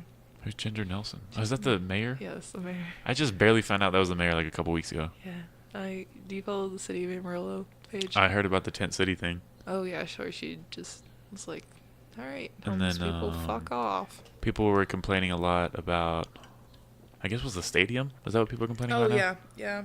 I think it was, I saw some things where they were talking shit on her. I think it was for it might have not been for the stadium though. I don't know what it was for. Yeah, we have a big homeless epidemic here, Mhm. and she's like, "Homeless people? Did you mean y'all want to get a baseball stadium?"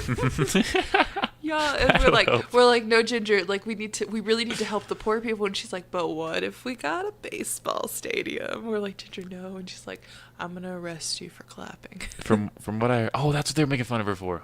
See, I didn't get where that was Yeah, from. the guy that got arrested is like a friend of my dad. What did he get charged with? They just had to let him go, right? You can't I- charge him for that. Disturbance of peace, maybe? I don't know. Cops just make things Yeah, up. that's true. It's garbage. Fuck 12. Love 12. Book 12 Yeah. Not a- and 13, And 13. And 13 indeed. Is 13 the motorcycle cops? Because probably. fuck them a lot. Now I feel like motorcycle cop would have to be half. It'd be 6. Yeah. Fuck 6. Motorcycle cops are actual garbage. The 2 times I've gotten tickets. One time I was driving to my former workplace, and I pulled up, and like my car was like barely touching this pole that was like next to the building, and he rolls up and he comes behind me, and I knew why he was gonna get me. I had my registration been out for a year, which is also bullshit. Like registration is just like, That is bullshit. Yeah, like you gotta pay paying- like $70. yeah, it's just a government like money scheme. It's the capitalist Definitely. machine, You're right. You're right on that one. just You're right on that one. making the poor poorer. So he pulls me over and he's like, "You're awfully close to that pole. What you been doing today? Like what's going on?" And I'm just like, you made me nervous. I'm not hitting the pole, so please." Wait, what's wrong with being close to a pole? Apparently this motorcycle cop just doesn't like cars being close to the pole. You must hate strippers. He really probably does. He looks like he just hated anything. Get away from those balls! I think he just hated anything that brings enjoyment in life. Makes And sense. then it came to my attention when he was like, "You have no insurance on this car." I was like, "Well, I've been giving money to my parentals to get insurance. We're on a multi-car thing. They give my dad like $60 like every month, so he'll keep the insurance." And he's like, "Well, you don't have it." And he's like, "That's your responsibility." He like gave me a whole speech. I'm like, "You're not my fucking parent. Let me go to work." And then so he got me on my right. And then I was a dumbass and I told him my actual address instead of the one that was on my license, because also updating your license, like your license address is bullshit too. I didn't update mine for like a long time. I just renewed mine, so I went ahead and updated it. But if I didn't have to renew it, I would have left it. Yeah, so he got me on that. He got me on. Wait, you can get in trouble for that? Yeah, oh yeah. They charged me like $30, I think. Yeah. That's apparently. retarded. Yes, it is. So it ended up being like $300, and I found out that my dad had just stopped paying the insurance and was just taking my money and not. Dang. Yeah. Brutal. Yo, yeah. And then, yeah. So I was like, "Dad, what happened to me? Why don't I have car insurance?" Did he cancel everyone's or just yours? He just stopped paying it. Stopped paying everybody's. And I'm And like, didn't tell anyone? "Dad, what the fuck?" Yeah, he just didn't tell me, and I continued to give him payments. and he- Drive safe. Yeah. Well, and I drove to Beaumont. I drove 600 miles with no insurance on my car. Damn, that's at like scary. midnight. Yeah, I drove like late because I was like, "Oh, I have an app that if something happens, I can like call. I can Mhm. go on the app and like call somebody and they'll come get me or whatever." I'll be like, you don't go here. Nope. Nope. Couldn't have done that. So Do you have insurance now? yeah, kinda. Kind of. I like it. Yeah. It's just, well, like I said, the people I was living with formerly, the husband is a crazy person, and basically he borrowed $300 from me whenever I got my taxes, and then I asked him for the money back and he kicked me out, and I wasn't on the lease. Damn. Yeah, and he was like, "You don't pay rent around here, and you don't do this, and you don't do this." I'm like, "Yeah, no, I do. Fuck off." Everybody's bullying you. What's going on? Oh, I don't know. Everybody just hates me, I guess. Do you need to like get a crowbar or something? Probably. Yeah. That would fix several problems. I've got 99 problems, and a crowbar could fix several of them. Try being a ninja. I mean, that's Nobody crosses a ninja. That's very 2008 of you to say. Is it? Ninjas haven't been cool since 2008? 2010, maybe. Yeah, well, there's the whole like pirates versus ninjas thing, and like it just I always associated it with. Are you talking about that TV show? Was that a TV show? No, there was this. I don't remember what the show was called, but it had to do with weapons, and they would be like, it was on Spike TV, Oh, God. and they'd be like, "What if ninjas fought? What are those called? Pirates." Pirates, And yeah. they'd be like, "Who would win? We did 1,000 different battles to see who would win, and it was pirates." I stayed away from Spike TV, or I still do. It's like they had weird shit. Mansers. Mansers. I would see that and just How long can you fuck a microwave? That would be a Manser. I was like, I would just read the concepts and I'm like, what the fuck is going? Is this thing that men really? How want many to know? carrots can you shove up your ass? Find out next on Mansers.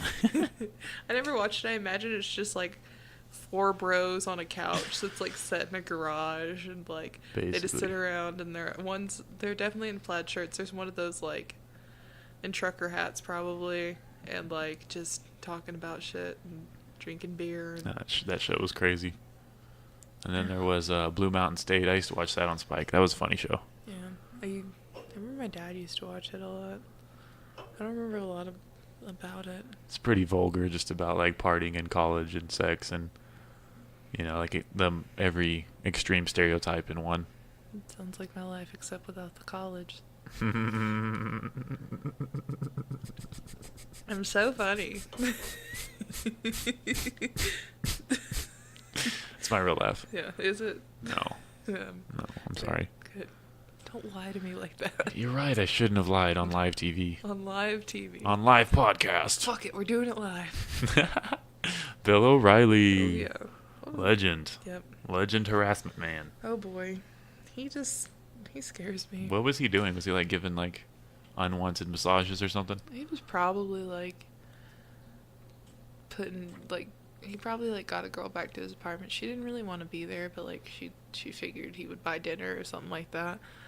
And he did buy dinner, and they went back to the apartment, and she had like a glass of brandy or something like that, and she was just talking to him. They were on the couch like watching Netflix or something like that. I don't know what Bill O'Reilly watches, and like Probably just like he just like grabbed her hand and like put it on his plays dick. old records. He probably doesn't own a TV. Probably. So like grabbed her hand and like put it on his dick, and she's like, I don't really want to do that. Like, and then he says, this is getting dark. I don't like this. You're doing it. And so like, and he got really mad, and like. Are you making this up as you go along, or is this like a real thing? This is partially based on a true story. I bet he doesn't own a TV. I bet he just owns mirrors and he just talks to himself. I mean, that sounds like that's a little more Alex Jones, I think. But Oh, Alex Jones for sure. yeah. I love Alex Jones Alex so Jones much. scares me. He's awesome. Is he? Yeah, I fucking love him. Frogs, they're gay. Turning the frickin' frogs gay. He's so much fun, dude.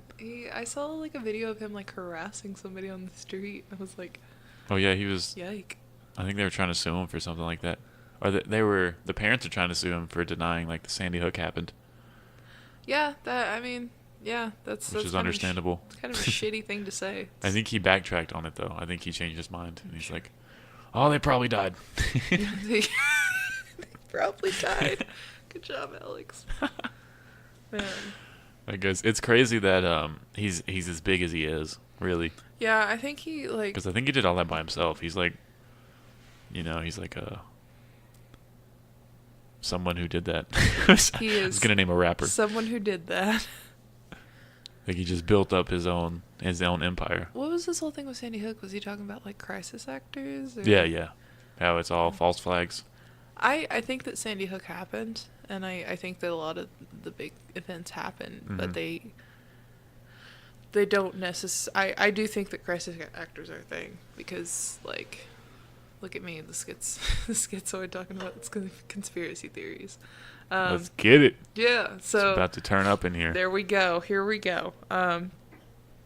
So I think that crisis actors are a thing because like a lot of people, when stuff like that happens and they're like on the scene and stuff, Mhm. like it would be, I don't know, it seems kind of like, what's the word for it? Like unpolite to just go up to him and be like, here, it's talking to this microphone. Tell us about how you. Extremely. Yeah, like, so yeah, I totally understand the idea of like having a crisis actor and have someone like pretend to be coherent enough to talk about it, and because a lot of you could think like a lot of parents were probably just like hysterical, like definitely. It's crazy. So like, and I've seen, I mean, there's like footage of like people right before they go on, they're like sitting there laughing, and then they're talking about like a kid dying. It's like, no, I don't. That is interesting. And they have pictures of like different crisis actors at different things. It's yeah, like, I've seen that too, but like I don't know what to believe when it comes to that stuff. So I could buy into it, but I also think there's a dragon on the moon. So is there really? Yeah. What is that based on? Is that a real thing? It's a long ass conspiracy theory. It's called the Clementine conspiracy. Oh my God, that's me. The Clementine conspiracy. That's your podcast, isn't it? The Clementine Conspiracy Podcast. I just changed the title. Here we go. So, it's this theory that there was this mission in the 90s to go up and take pictures of the moon. Mm-hmm. And the patch that got released had a picture of a dragon on it. And then, like, right as they were about to do it, or right Moon dragons. What? Moon dragons. Yeah.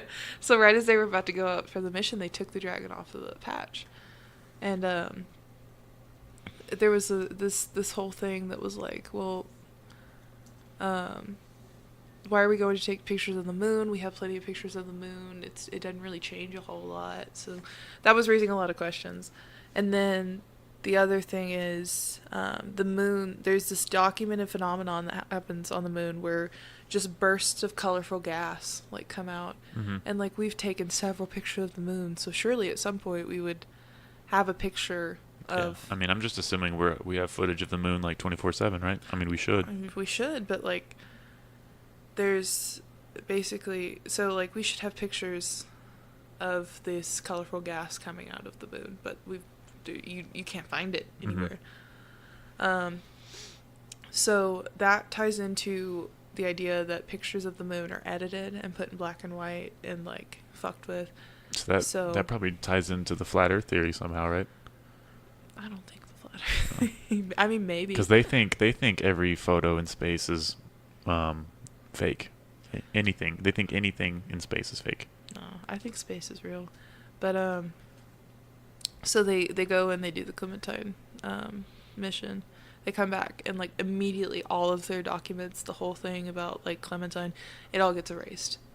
And like there's no there's no one had a flash drive.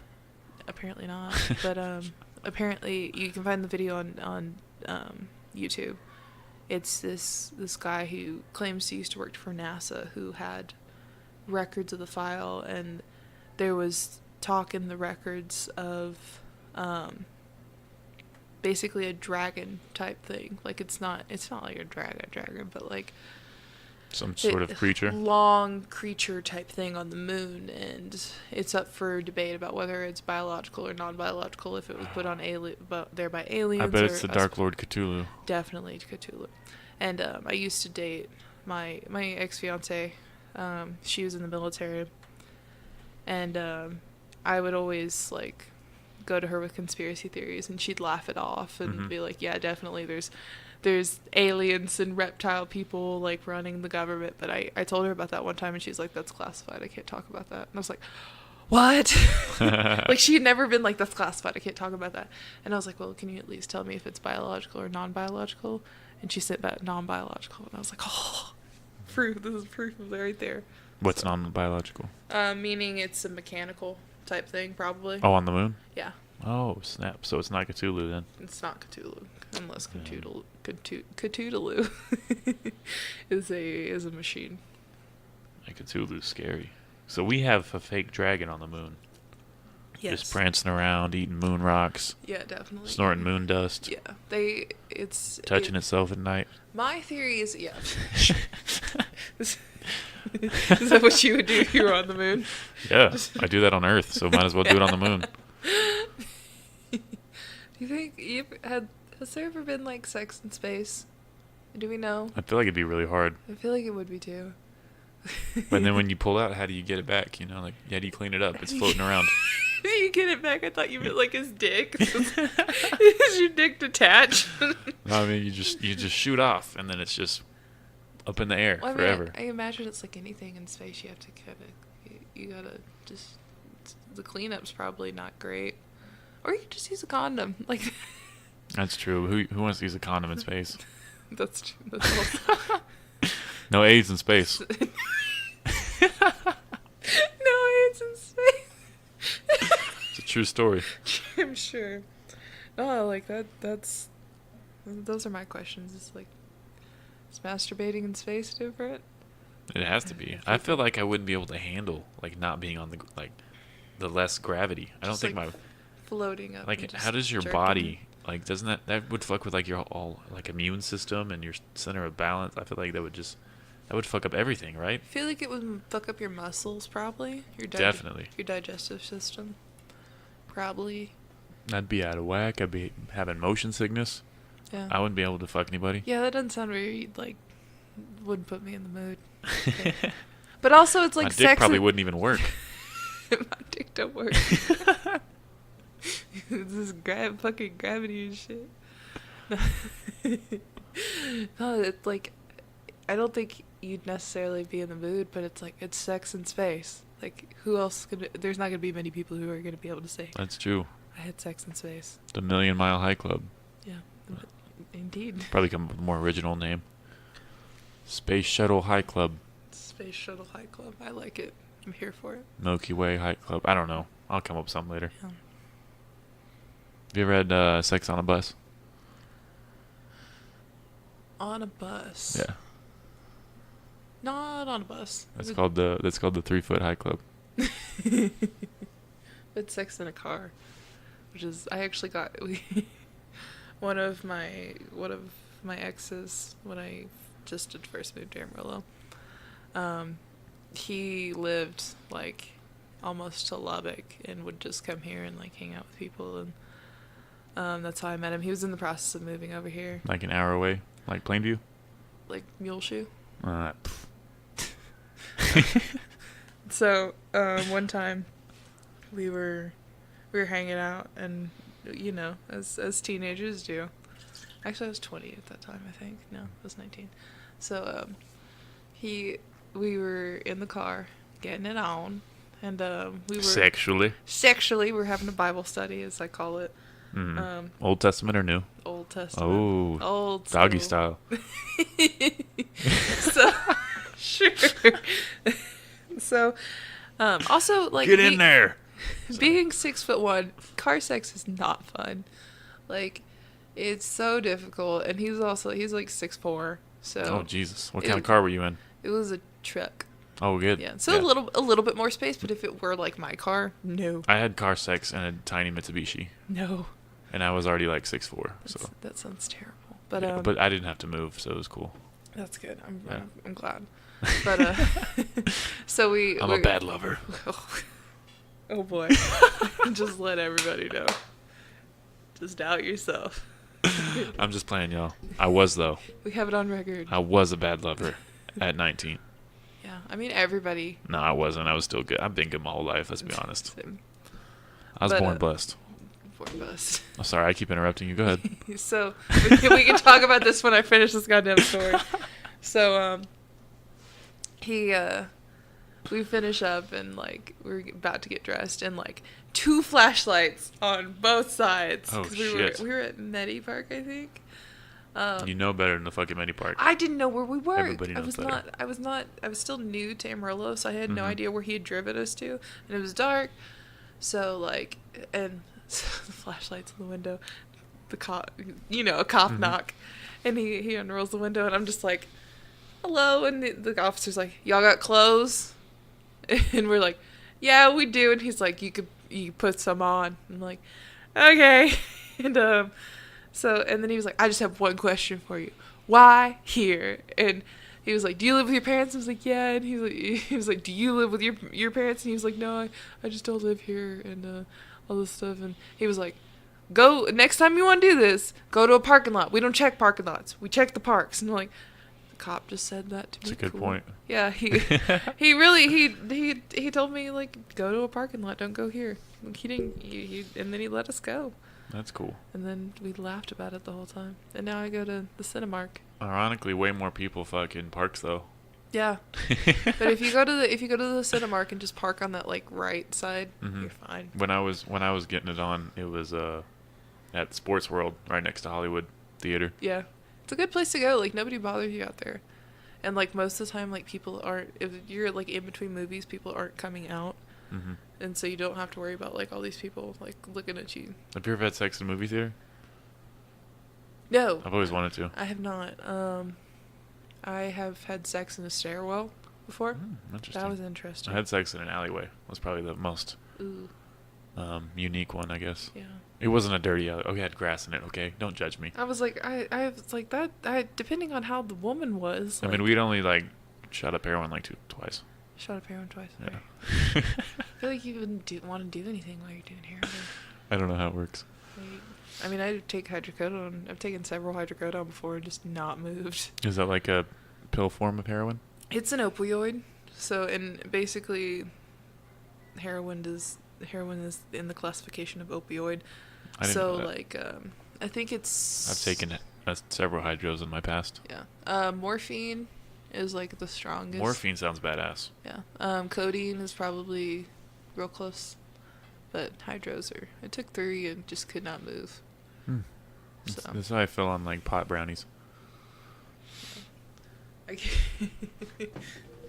I I've had edibles like twice before, and I went over to the person who makes the edibles and stuff, and he had a fresh batch, and he was like, here, try this, here, try this, here, try this. So by the time I left, and we also smoked, so by the time I left, I'd probably eaten a whole edible of like bits and pieces, and then smoked a lot of weed. And I when I was driving, I was like, oh boy, here we go. And then I went to a party later and don't remember a whole lot of that party. I think I got there, just immediately took shots. I like getting crossfaded, but crossfaded is fun. Yeah. It's fun to be high and then drunk. It's less fun to be like super drunk and then smoke. Yeah. Because then sometimes I throw up. Sometimes I'm okay. Sometimes I throw up. I just go to sleep. Yeah, that's true. It's 9 at time. I did that. There's a video of me when I went down to Belmont. And I have a friend down there. I don't know what our deal is, but like every time we go down there, we have like one moment where we make out. Every time I go down there. Who? And a friend of mine. And you record it? Yeah. Well, there's a recording of it happening, and there's a recording of her dancing on the table to Pony. Do y'all ever scissor? No, we don't. She has a Okay. boyfriend. The boyfriend was right there while we're making. He'd probably be into it. I mean, I'm probably. But he was like, he was a couple drinks in, and he's just like, I'm right here. And we're like, yeah, we know. So we had the video of us making out, and like 30 minutes later, I had smoked and drank, and I was just out on the couch like this, just passed out. So. Nice. Yeah. That's cool. That's exciting. It was super exciting. I love my Beaumont people. Do you? Yeah. How big is Beaumont again? I think you told me. It's like a Houston suburb, right? Well, not necessarily. It's probably 3/4 the size of Amarillo. Like it's. So not bad. Yeah. It's about an hour and a half north of Houston. I say like, depending on who I tell, like if I don't know someone, they're just like, oh, where are you originally from? I'm like, Houston area. But if I get to know them, I'm like, I'm actually from Beaumont. And then if I really get to know them, I'm like, I'm from Vidor, Texas. And then Vidor. And then if I really, really get to know them, I'm like, I'm from Buna. So. The fuck? Yeah. So, you know. You got 2 hidden cities you don't reveal to people? Yeah, because the only reason you know. Am I talking to Martha or Madison right now? You're talking to Madison. Okay, right now. just making sure. So, Vidor is known anywhere else other than like the surrounding area for active KKK clans and favorite. Still being super racist. But is the food good? Schnitzel is actually really good. Schnitzels. Yeah. There's like a little German place that takes cash only there. Do KKK members eat fried chicken? Probably. I've always been curious. Yeah, I'm sure they do. Has to be made by Colonel Sanders, probably. Yeah. But would they eat like tortillas? You ever seen a KKK member eating Mexican food? Look, I limited interaction with KKK members. We had a man come into the Chili's the other day, and he looked like he had a. No, he did. He had a swastika on the back of his neck, and we're like, no, we're not serving you. You should have asked if he wanted nachos. Just to see the look Sure in his did. face. Fucking nachos! Well, he. No! One of our Mexican servers went to him, and he just wouldn't speak to her. Really? Yeah. Oh, shit. Yeah, that was bad. That's crazy. That was not good. So, It's weird to think that way in life, because you can only go this far, you know? Like, yeah, you're it's I'm going to settle here. It's Not- so much. Not interact with the world. It's so much harder to be closed-minded than open-minded. It really is. Yeah, it is like a woman and a LGBT person. It's just like, why does me having relations with a woman affect you? Why do you care? Like, it's literally, it's my life. Like, Because I'm afraid. you're afraid you're homophobic. I'm afraid of my feelings. I'm scared you might also be a gay man. No, I think that is why they hate gay people. Yeah. I think they're secretly they're gay. I mean, that could be one option. Or they could just A little bit. They're a little gay. They just don't want to admit it. just a little gay. Everybody's a little gay. Yeah. It's fine. Like Ryan Reynolds, you know? We're all on the spectrum. I'm gay for Ryan Reynolds. That's the only guy I'm gay for, though. No. Maybe the guy that plays Thor. Chris Hemsworth. Yeah. I feel like if you're not gay for Chris Hemsworth, But I wouldn't do him. you wouldn't do him. I wouldn't do Thor. You'd be the bottom. I wouldn't be the bottom either. You I'd just give him a hug and say, cool, man. said you wouldn't do him, so him doing you is still on the table. No, it's still not on the table. Yeah. It's Ryan Reynolds is the only option. Ryan Reynolds is, the character of Deadpool is supposed to be bisexual. I can see that. It's canon. That we just What's canon? queer erasure. Canon is like, say, like, it's like something that was written by the author that happens in a piece of media. Like, Harry Potter is a wizard. That's canon. Yeah. Boom, boom, boom, boom, boom. So that's how it was originally written. What are you like? What happened? I typed in Deadpool bisexual, and there's a picture of him fucking someone in the ass. Hell yeah. It's hilarious.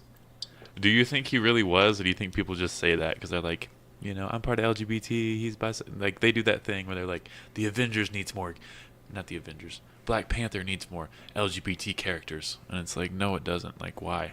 Like, it just let them do the story. I mean, it's nice to have representation. I mean, I get it, but like, it's not necessary, you know what I mean? Like, you shouldn't just... Well, why does everyone have to be straight? They don't have to be, but if it's how it was written, if that's not the way it was written, I think it's weird to be like, well, I'm gonna add in some bisexual characters at the last minute. Like, it's weird. Well, yeah, I don't like it. I don't like, adding in, like, the whole thing where J.K. Rowling is like, Dumbledore was gay or this person was pansexual. It's like, no, you're pandering. Exactly. That's exactly what it is. I don't like that at all. If you write, and Pandering is stupid. I don't like the whole, like, putting in a gay person and they're like token gay person, so they're walking around and they're like, oh my god, yes, work, yes, bitch. It's like, okay, I know people like that, but we don't need all, like, I just want like a casual lesbian, just like doesn't wear plaid, like feminine, like whatever, just dates girls. Like, why can't it just the one little detail? That's all we need, because it just need a solid Ellen. Yeah, solid Ellen. Because I don't know, as an LGBT person, I just get tired of, like, these teen, like, indie romances where it's, like, dude and girl, and the girl helps the guy figure this out, and it's just all very straight. It's like, why can't there be some gay in it? Put some gay in it. Put some gay in there. Toss some gay in it. Man, just start another podcast called Put Some Gay in There. Yep, and it's just another LGBT person every week. Put some gay in there. Quack-a-tack-a-tack-a-tack. Wow. LGBT. Yep. QIAO. QIO. I think it goes further than that now. LGBT. I But- always put the P in there. But isn't gay and lesbian the same thing? Couldn't that just be GBT? yeah, but it doesn't sound as good. Yeah, so, I guess so. I mean- LGBT sounds more like a sandwich. Yeah, yeah. GBT. No T. No B. Yeah, it's kind of the same thing, but like, if you just say a gay person, you don't really have a. If you say a lesbian person, you know. Yeah, lesbian seems more specific. Specific. But then there's questioning or like Queer. Queer. Yeah. Because I always thought queer was gay, but now queer is like I'm not sure. Is Queer. It's a term that I use a lot to refer to myself because I technically identify as pansexual, but pansexual has just become like not really a thing anymore because bisexual is seen as like liking men, women, non-binary people, you know, whatever. Oh, but bisexuals aren't into trans people. Bisexuals That's the difference between bi and pans, right? No, So they're basically the same thing. There was it's basically the same thing now. So I just say I'm bi. But there was a lot of like separation of Church and church and state. No, we don't have enough of that here. There's a lot of separation of trans people and non-binary people from like it was less accepted, so it was like bisexual people were like I like men and women, and pansexual people were like I like everyone. So that's what I started identifying as. And So basically, pansexuals were like, we're like too good to be bisexual, so we're gonna be pansexual. And they just made up the term pan. I mean, it's been around for a minute, so Oh, I didn't hear about it until recently. It just was a way to say I like non-binary. I really don't care about gender, Yeah. and so that's what I identified as. But now it's like, no, we see trans people as people, and non-binary people and androgynous people. And What's non-binary mean? non-binary can be really. I say non-binary is like an umbrella for like androgynous, bigender, gender fluid, things like that. It's basically just not fitting on, like, it's not Not being in a category. It's not a trans person, not a cis person, but somewhere in between. So, like, I know people who don't identify as either, and then I know people who one day they identify as a man, next day they identify as a woman. So, it's just any kind of which way. So. Do you know anyone who's asexual? Yeah, I do actually. Really? I know a couple of asexual people. And do they just don't like get horny? They have no desire to have sex. I know people who are aromantic. Do they still masturbate? Some do. It's asexuality has a totally different spectrum. So there's asexuals, there's aromantics. What's an aromantic? Aromantic means they have sexual feelings, but they don't have like romantic feelings. They don't like being in relationships. Oh, that's me. Well, I'm aromantic. You're aromantic. I know ace people who masturbate, but they don't like sex with other people. I know ace people who just straight up don't get any kind of feeling like that. Mm-hmm.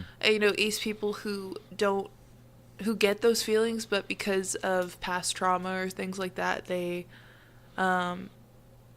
responding to those feelings gives them extreme anxiety, so they just don't.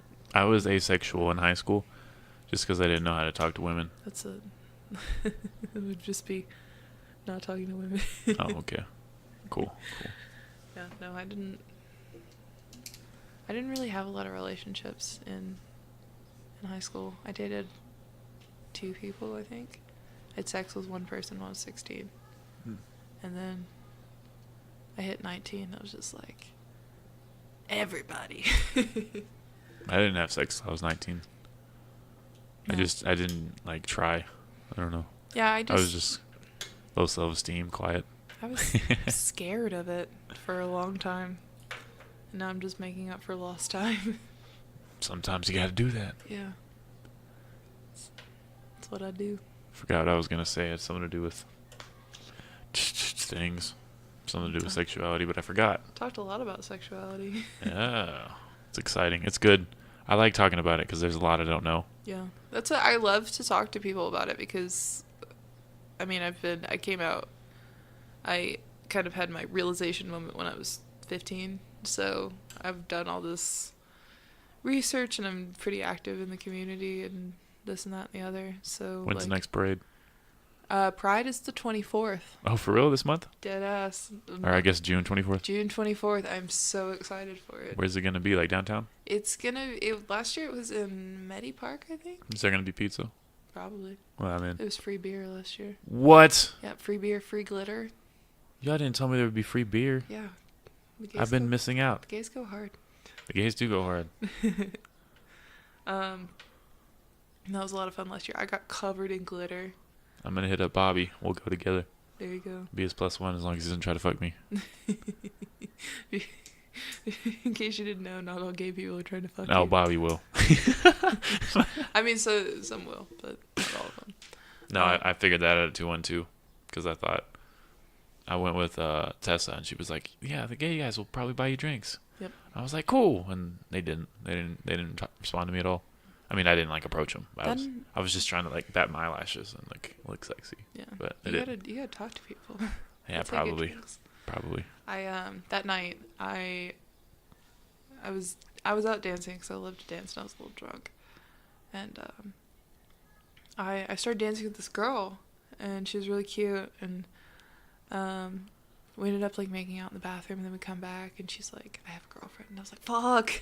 And so like I kind of like leave her alone and then this other girl starts dancing with me and her girlfriend comes up to me and is like, "My girlfriend really likes you," and I'm like, "Fuck." So I like double like Sounds got like a shot threesome. down. I mean, Oh, she said it in a negative way? yeah. Oh, never mind. I thought like, my girlfriend really likes you. Yeah. Let's go. No, I was like, "Oh my God, I'm so sorry." And she's like, "No, it's fine. Just like, she's my girlfriend." So, and I was like, "Okay, sorry, my bad." Well, I mean, it's not like she should be mad at you. Yeah, You're not the one in the relationship. that's true. I'm very, like, I'm one of those people that if I know somebody's in a relationship, I'm so careful around them. Mm-hmm. Like two of my best friends, like they're engaged and like I'm still like weird about like hugging them just because even though like I'm literally at You their sound house. like Mike Pence right now. Mike Pence. I'm just playing. a little bit like Mike Pence. It's not like to the point where I won't touch people, but I just like I try to be very respectable. No, I get that. I mean, I've been cheated on and shit before, and like I don't know. It's just it's a respect thing. Mm-hmm. Put some respect on them. I feel that. Yeah. Like when my friends' girlfriends, it's a different type of respect you show them. Mm-hmm. Sometimes you give them a handshake. Yeah. Sometimes you give them. I was gonna say hand job. Sometimes you give them a high five. No hand jobs. They don't have penises. That's why. Not my friends' girlfriends anyway. Yeah. Yeah. That's good. Not that I know. I mean, they might. I haven't asked. Don't ask them. Don't just go around asking people about their genitalia. Just let them be whatever. Ask me about my wiener. Did you ever watch that movie? What movie? It's called Accepted, where they make up a college. Oh shit! I saw the trailers for it. It's super funny. I think Jonah Hill was in it. That's before I knew who Jonah Hill was. Yeah. But super funny movie. Love Jonah Hill. Me too. So him and like Seth Rogen seem like they just feel like the best partners. Like, Right? Seem like good dudes. My first crush ever was the guy who played McLovin. And Really? So, yeah. Wow. Like my first like celebrity crush when I was like 13. I don't even know his name. Christopher Mintz-Plasse. Oh. Yeah. He was in that movie. Kick-Ass. Yeah, he was in Kick-Ass in that movie with the fraternity. Seth Rogen lives next to a fraternity. Oh, Neighbors. Neighbors, yeah, and he had like a super huge dick in that movie. That whole movie was just one big dick joke. Yeah. Yeah, it was. I'd like to know. I'd like to know how tall he is. That would determine whether or not he has a real life large penis. Probably. Do you think that really correlates? Every skinny white dude that's like 6'5" I've slept with has like a horse penis. That's awesome. Yeah, it's ridiculous. You can just kind of sense off of a guy. You just know. You have like a sixth sense for dicks. I think so. Got a dick radar. Dickdar, indeed. Dickdar. Do. That's me at the 806. Dickdar. Dickdar. Dun. So you just found one. Yep. Just found a big one. Just found a big. I need a bigger boat. That's funny. I was gonna say I need a vagina dar, but I don't really. There's not really anything to. Yeah, it's weird. I mean, you can see. It's like you can see tits, so Mm-hmm. it's like whatever your preference is. Like you can't tell about a dude's dick. I mean, like, it doesn't matter that much, but like it certainly is nice. Mm-hmm. Mm-hmm. I mean, because I've known dudes with really small dicks are great, but Really? yeah, Good for them. yeah, proud of them. And then I know, Hard workers. yeah, and then I know dudes who have small dicks and Got to do extra foreplay with a small dick, right? but known dudes who small dicks and just made out with my armpit. That was weird. Wait, like literally? Yes. So I went to Dallas, and I was doing training when I used to work at the airport, and the last night I was like, I haven't slept with anybody while I've been. Actually, no, that's a lie. I had slept with one person, and I was like, I haven't slept with anybody this week. You nasty. Yeah, that's true. That's true. I am. So I was on Tinder, and this was a bad idea. Always. I got on Tinder. There's no good things that happen on Tinder. I got on Tinder, and I matched with a random dude from Dallas, and he came and picked me up from the training center. That was you. Oh, sorry, I dropped that. God damn it.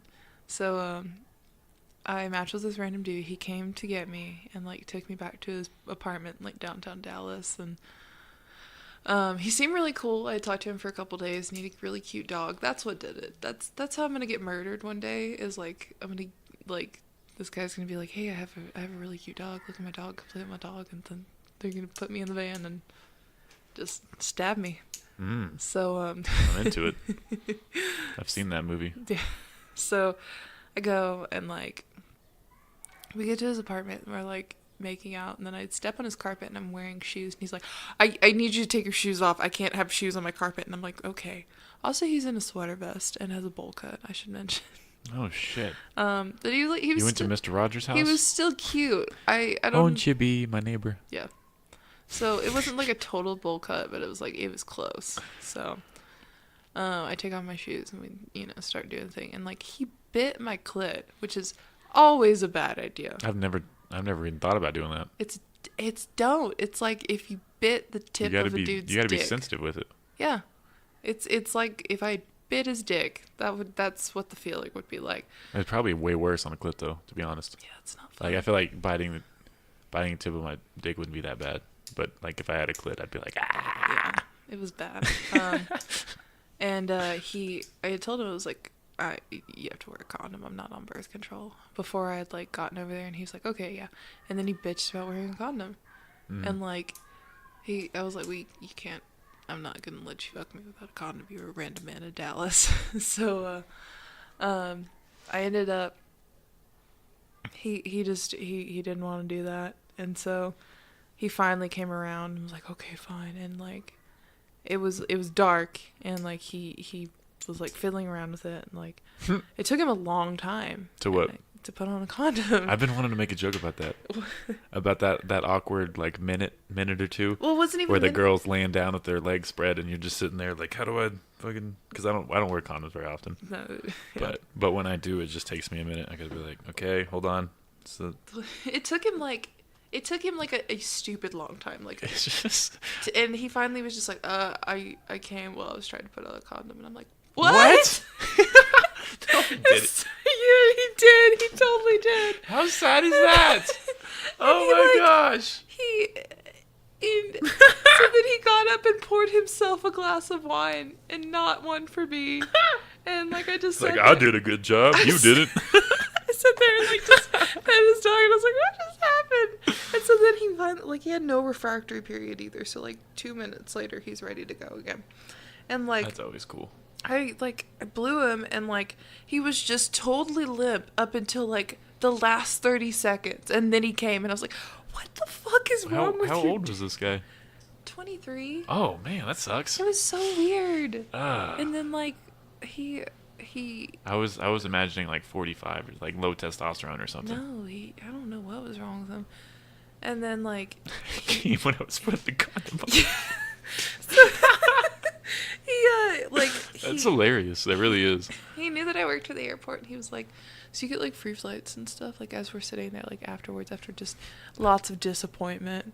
And also, he did also make out with my armpit at one point, and I was just like, about like on purpose? Yeah, on purpose. And I was like, what are you doing, bud? That's strange. So we're laying there, and I want to go to sleep at this point. I'm just like, I need to sleep. I'm done. And he was like, do you get like free flights and stuff? And I was like, yeah, I do. And he's like, do you think you could get me a flight to Puerto Rico? And I'm like, no, I don't know you. We met 3 hours ago. I came putting the condom on. That's so cool. It was so great. And then the next morning, he woke me up, and I had to be at training at in 2 hours or something. And he's like, you fell asleep while I was talking last night. And I was like, it was like 4 a.m. Probably because you're boring as hell, and you try to make out my armpit, and your dick doesn't work. Your dick don't work, dude. So I fell asleep. And then I just never talked to him again. I ain't staying up to talk with a no dick ass having man. No dick ass having man. He texted me 3 months later, and he's like, so did you ever find out anything about that flight to Puerto Rico? And I was like, I just didn't text him back. That's funny. It's like, what I would possibly begin to consider it if it had been good, but you didn't even. I bet he's one of those guys too that are like, yeah, man, fuck the shit out of her. 45 minutes. I'm sure he is. I'm well hung. He seems like he had a medium-sized dick. It wasn't a bad dick. He just didn't know what the fuck he was doing. He also kind of dressed like he's not slept with many women, so. I'm gonna laugh about I came while I was putting the condom on for the rest of the day. It was just like, what happened? The condom felt so amazing. It doesn't. I can't imagine it does. It's horrible. So that was I have too many of those stories. That's funny. I bet he couldn't get it up. So he was jerking it with the condom on, and then he was like, oh, went too far. Oh no. That's my theory. That sounds like a plausible theory. I've never really thought about what led him to. Did he have whiskey dick? Was he drunk? He wasn't drunk. He was totally sober. Oh no, man. He had that one glass of wine afterwards by himself. I need some Viagra. Maybe. I hope he's doing well. He lives in Houston now, I think. I hope he made it to Puerto Rico. I don't know if he made it to Puerto Rico. But it was not a free flight for me. That's so funny. People are weird. So you know how we just had terrible sex? You want to do me a favor? No, I just met you. Just gave you a poor time. Oh, that's classic. So we've been going for an hour 57 minutes. That flew by. Damn, really? Yeah, I thought we were an hour 20 right now. Same. We're already at 2 hours. Damn. You feel you want to wrap it up? Want to keep it going? What are your views on the world? My views on the world. I don't like capitalism. I don't like platypuses. Why not? You know the male ones are poisonous? I didn't know that. I just feel like God sneezed when he was making them. I'm sure. God can do whatever he wants, though. Or she, whoever the fuck. I think God's gender fluid. Definitely. I don't think he's both. He's male and female. By gender. Yeah. That'd be the term for that. Definitely. He has feminine and male qualities. Yeah. On a good day, God's a woman. On a bad day, God's... Yeah, God's somebody's stepdad on a bad day. Just really annoying. We got a new burger at Chili's. It's called the Boss Burger. And it's got jalapeno sausage, ribs, rib meat, brisket, and chicken, and just all this shit on it. I just got an erection. Yeah. I'm like, this burger. So we just roast the burger all the time. We were like, this burger is somebody's stepdad's wet dream. This burger is fragile masculinity. This burger is Trump's America. Burger sounds delicious though. It's, oh my god, it's such a good burger. And I hate admitting that I like it, but yeah, it's the cliche American. Yeah, it's very it tastes like a Confederate flag. It's not a good thing, but that's what it looks like. It tastes like the dude in the beat up Chevrolet that's got two. The classic delicious racism. Yeah, sure. Not agreed. He's he's got the American flag and the Confederate flag, and he's out the window. What is that? Like, Yee yee. I'm gonna put 15 flags on my truck. I don't know. We're gonna have a flag rally. You gotta let everybody know you're kind of racist, you know? That's funny as shit. And they've added, like, the Blue Lives Matter flag now. Yeah. Oh, God. I feel like there's good people that do that, but then there's the people that are like, I'm super racist. I'm hiding behind this, you know? Yeah, well, it's like the whole Blue Lives Matter thing. It's a play off of Black Lives Matter, and it's just ignoring what Black Lives Matter is trying to do, and it's just making fun of Black Lives Matter, and I just... Well, I mean, I think you can support both.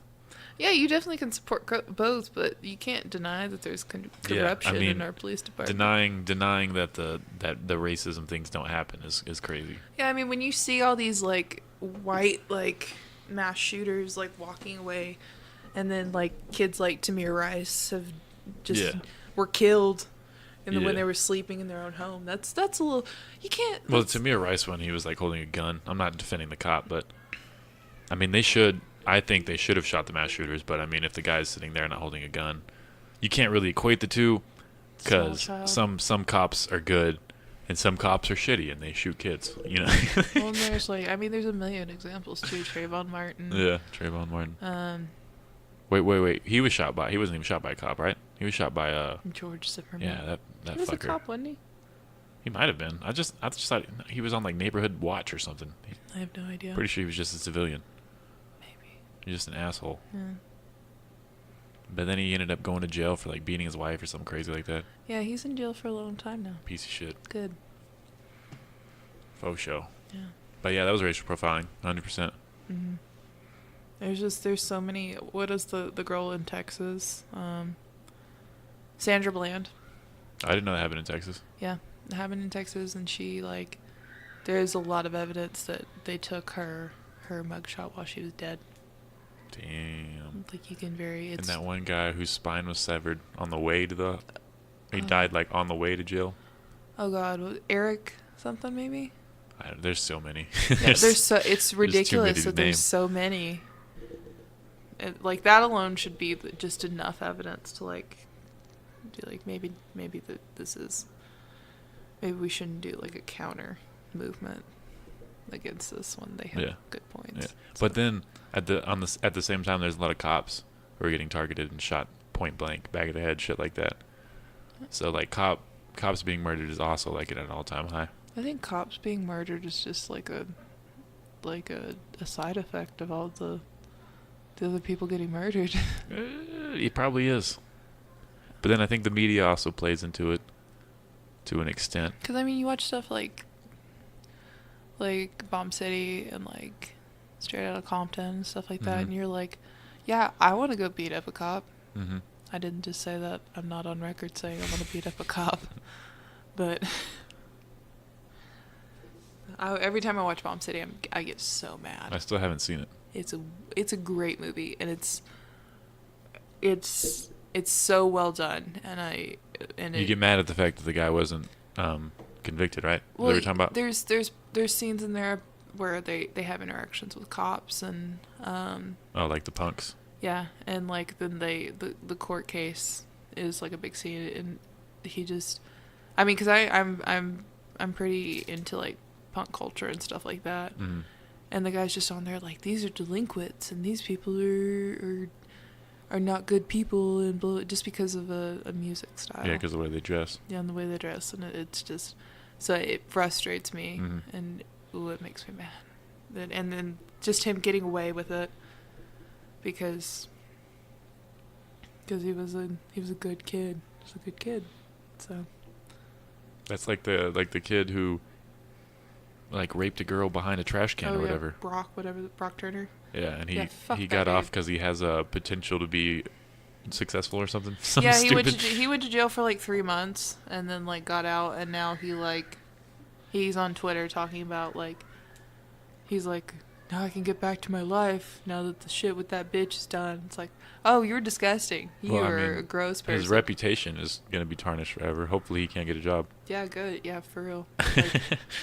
Like, shit like that happens, and, like, if the person is, like, tries to. I mean, like there's stuff going on with Brockhampton right now. Really? And, yeah. Amir Van has had like 3 women come out and be like he is an abuser. Oh shit.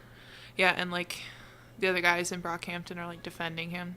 So I don't really know about any of the band members. I know one of them because he dropped like a solo project. is it Kevin Abstract? Kevin Abstract, yeah. He's really good. He is really good. I like him, but I don't know any of the other members. I just know Brockhampton from their last album, and I listened to like half of it. Yeah, it's Amir. I don't think Amir really does anything on his own, but yeah, he like beat the shit out of several women, and like there's a Jeez. yeah, so Coward. it's like if that happens, or if like if that's the thing that you do, or you did in the past, and you stop doing it first of all, and then like go on to apologize and put effort towards like Being better. yeah like put effort towards like domestic violence groups Yeah. and things like that, and show that you have learned respect. You're off the shit list. But if you're people like Chris Brown, who beats women and continues to beat women and is like, I thought I only did it once. no, he was like 6 months ago, I think, his most recent girlfriend, there's pictures of him like choking the shit out of her. For real? Yeah. What the fuck? Yeah, no, and then he like goes and like makes fun of his controversial past in a Little Dicky song. It's like, why? Yeah. I didn't know he got. I thought it was just that one time. No, he like has The never. fuck, Chris? Yeah, he's like he. I'm out here being a fan and shit. Yeah, no, he's acting like there's nothing wrong with that. So. You gotta tell me this stuff, Yeah, man. fuck Chris Brown. I'm over here in the dark. Yeah, I really wanted to I like. like that Little Dicky song. I wanted to like it, but it's just like, oh fuck. I feel like an asshole. That's me. That's me watching like RuPaul's Drag Race, and RuPaul came out and said some pretty controversial stuff here recently. So What did he say? he said that in order to do drag, you have to be like a cis man. And that Why is that? it's his reasoning was drag is making fun of male culture and kind of just like a kind of a thing against it, and which it kind of is, but like I feel like drag is just it's a going against normalcies and being different and embracing that. And like I have a lot of friends who are trans people who are drag queens or like hyper queens. No, he's saying so. Like, if you're trans, you shouldn't do drag. Yeah, there was the last, not this season that's going on, but the last season, there was a trans woman on Drag Race, and he stated that if she would have been farther along in her transition, that he wouldn't have let her on Drag Race. And it's like, And that was, I'm sorry, I'm not bad with the terms, but trans woman means it was a man that was transitioning to become a woman. male to female. Okay, so then yeah, technically it wouldn't be drag, I guess. That's a gray area. It's not really it. I don't think it has to be, because like I said, I have friends who are hyper queens, which is cis women doing drag, and I mean, That's interesting. She has her everyday looks, but she does fantastic drag, and I don't think drag has to be just cis men dressing like cis women, because then you see like there's a whole different set, like there's Dragula, which is like horror drag basically, and it's like these people dressing up like creatures, and it's an art form. It doesn't have to be, it's like takes from the club kids in the 90s. It's an art form, and I don't think you have to be in one position. Yeah, you don't have to be one gender to do drag. Yeah, I mean, setting up those kind of rules seems like the complete opposite of what LGBT stands for. Yeah, and yeah, that's the whole thing. And RuPaul's been around for a long time, and in 1975, 30 years ago, like when he kind of came around in the 80s, but back then words like transvestite and stuff like that were okay, and now they're not okay, and so like it's just a learning process for older LGBT community members, because they're not They missed all the political correctness. Yeah, I mean, that's, and I mean, like 5-6 years ago, I was making fun of trans people. So like, it's a process to learn. And what I really hate is people who are like, who don't try to teach people. Mm-hmm. Who are just like, you're wrong and you're the worst for being wrong and fuck you. And Yeah, like, that's... It's hard. You can't do that. You can't ask people questions because they'll fucking attack you. Yeah, it irritates the shit out of me. That's why I'm very like open about like this is okay, this is not okay, and educate people, because that's, I mean, I'm not gonna act like I've been #woke my entire life. Like it was people teaching me what was right and what wasn't right, and like doing my own research and learning, and you know. You have to be open to letting people know, because if you don't, nobody's gonna get anywhere. Yeah, that's true. Do you know who Patton Oswalt is? Yes, I do. Okay, I'm gonna play a bit that like pertains to this because it's really funny. Yeah.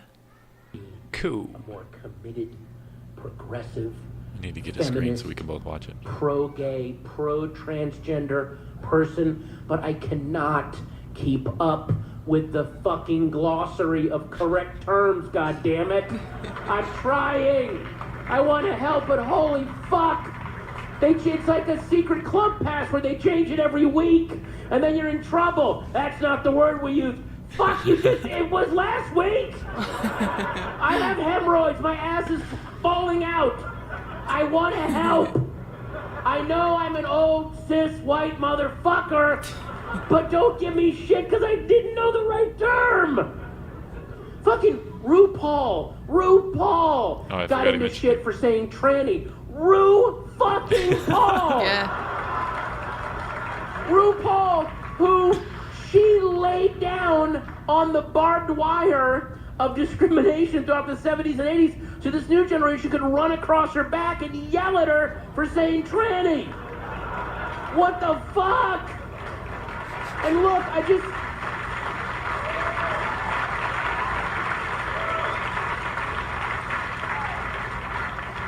I will always change. I will always try to learn the new terms. But you gotta give me some fucking wiggle room. All right? My ass is falling out. I'm trying. And by the way, I don't know if you know, if you get hung up on words, then you're gonna let a lot of evil motherfuckers slip through. Because evil people learn the correct terms very quickly. I don't know if you noticed that. They're the first ones to learn it so they can smuggle their evil shit through by saying everything correctly, even though they're hiding really bad shit in it. And a lot of times the good guys, they fuck up a couple of words, but listen to their heart. All right, I'm going to give you two guys right now. One of them is a good guy and one of them is a bad guy. I'm not going to tell you which one. See if you can spot the good guy and the bad guy. Here's guy number one.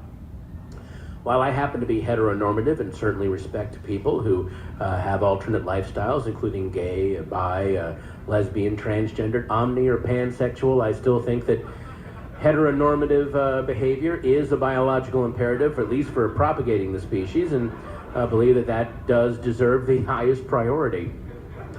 That was guy number one. Here's guy number two. If a couple of fags want to get married, or some dykes, they want to be man. How the fuck does that affect you, asshole? You know?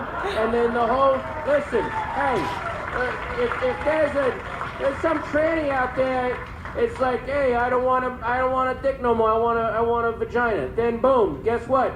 It's a she now, or whatever the fuck. I don't know. Whatever they want to call themselves, that's it. Don't affect you. So if you see some guy, I don't care if he's got a chooch, it looks like a Boris Karloff horror movie. You gotta share the planet with that guy, all right? Or that girl. I don't fucking know. They'll tell me, right? That's funny. That is good, yeah. That's how I think. I'm like, you know, the terms are good to like, to kind of normalize it and things like that. But like, it literally changes. Like, I used to, like I said, the term hyper queen refers to a cis woman who does drag. Like 2 months ago, it was femme queen or bio queen, And I called someone a femme queen, and they were like, we don't say that anymore. And I'm like, fuck. Damn, like, I'm that's in crazy. here. I'm That's in crazy. the community, and I don't know terms. Why do they? Who changes them? Who decides all this? It's somebody points it out. The problem, like the problem with bio queen or femme queen, kind of is. And femme queen was too feminist or something. Well, it excluded. I say cis women, but it's kind of like an umbrella term for people who are not cis men doing drag. I guess people who identify as female, sort of. That is so much brain work. It's a lot of brain work, but like. I'm just gonna call you dude. Call everybody dude. So like, the problem with bio queen was like assuming that someone had to be assuming someone was a biological woman and this, that, the other. And so hyper queen was just a more umbrella term. And I get that. Dancing queen. Young and sweet, only 17. Do do do do do. That song plays at Chili's all the time, and I'm always at the host stand, like, dancing. Dance. Do hosts get tips? Nope. Oh, that's too I bad. get tips when I do to go. Nice. The other day I had this asshole come in, and he was like really nice to me, and then he went to tip me and he put like $7 down, which is a lot, but for to go, because I make a regular wage, but it's just I did still prepare your food and I put it all together, and it's just it's courtesy. Yeah. Because I'm doing extra work other than like I'm doing that, and I'm like running food and doing a ton of shit, so it's just nice to tip. It also means your food's probably it'll probably be faster, and I'll probably refill your drink if you have to sit there or whatever. So he went to put down $7 and he scratched it out and he put down $2. He's like, sorry, I just don't think this deserves a big of a tip as servers. And I'm like, you didn't have to say that. Yeah. You didn't have to fucking say it. You didn't have to say anything. You could have just scratched it out. I wouldn't have said a goddamn word to you. Like I wouldn't, and I wouldn't even been mad about it. Like it's like he went out of his way to be a dick. he just went out of his way to tell me, I don't think what you did, even though I'm demanding this service from you, I don't think it's as good as other services. Like, thanks, dude. Like, by the way, you don't have a real job. That's basically what he said. That's the second time that I've just been kind of dumbfounded by someone saying something. The first time was we had this homeless man. He's everybody knows, the one that comes to the 806 and asks for cigarettes, and he came in, and normally we tell him to go because he's really mean to people and he's really hateful. Yeah.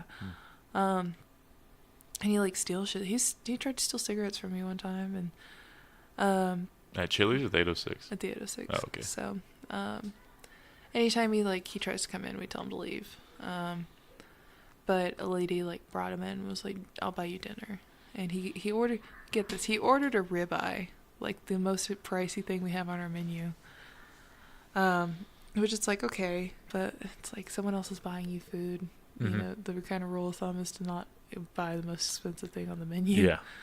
So he gets that, and he's like he's got like no shoes on. He's like sitting in the bar, and he doesn't smell well.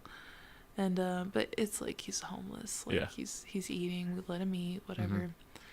And he's got his feet up there in the bar, and like I really couldn't sit anybody in the bar because I didn't want to sit around him. You mean he's got his feet up, like on top of the bar? No, like he's got his feet like he was sitting. In the bar, we have like booths and stuff. Where it's the lounge, whatever. So he's sitting in a booth and he's got his like feet hanging out to where it's hard to like walk past the stuff. But he moved him, and like I was about to seat this table because it was basically like the only. It was their service was going to be faster if I sat him in the bar. He would have to sit, they would have to sit next to this guy for like 10 minutes. He had already eaten. We were about to tell him to leave. So it's like a family of 4, and as we're walking past, the dude was like, he looks straight at the homeless man. He goes, "I don't want to sit here." And I'm like, okay. Damn. Oh, he like yells it and like looks right. He's like, he's got his feet and like all this is like continues to like talk about him. And we're like, "Oh, okay, I'll sit you somewhere else. Like, that's fine. You could have just said, you could have just literally said to me, like, can we, do you mind if we sit somewhere else?" A polite. And then person about it. as the whole time we're going to another table, he's just like, that's not what I didn't mean to. And I'm like, okay. The whole time, just like, not even like, no, I was just like dumbfounded. Oh, at least he tried to apologize. He was like, that's not what whatever. And so they sat down, and like 5 minutes later, they left. I think he was just so embarrassed. Yeah, I'd feel like an asshole too. Yeah, I was just, just straight at him. I don't want to sit here. Like, That's crazy. Damn, like, I understand, but you don't have to do that. We don't have to be rude. Yeah, that's extremely rude. Damn. Yeah. Restaurant work is interesting. That's cool though. I was at, I think it was Golden Light, yeah, and a homeless guy came up to me and his leg was like messed up and everything, and he was like asking if I could give him some food, and I was like, yeah man, I'll go get you some food. And then I went to the front and I was like, hey, I'll get him a burger, and they were like, oh, he's done this 3 days in a row. We just asked him to leave, so they wouldn't let me buy him food.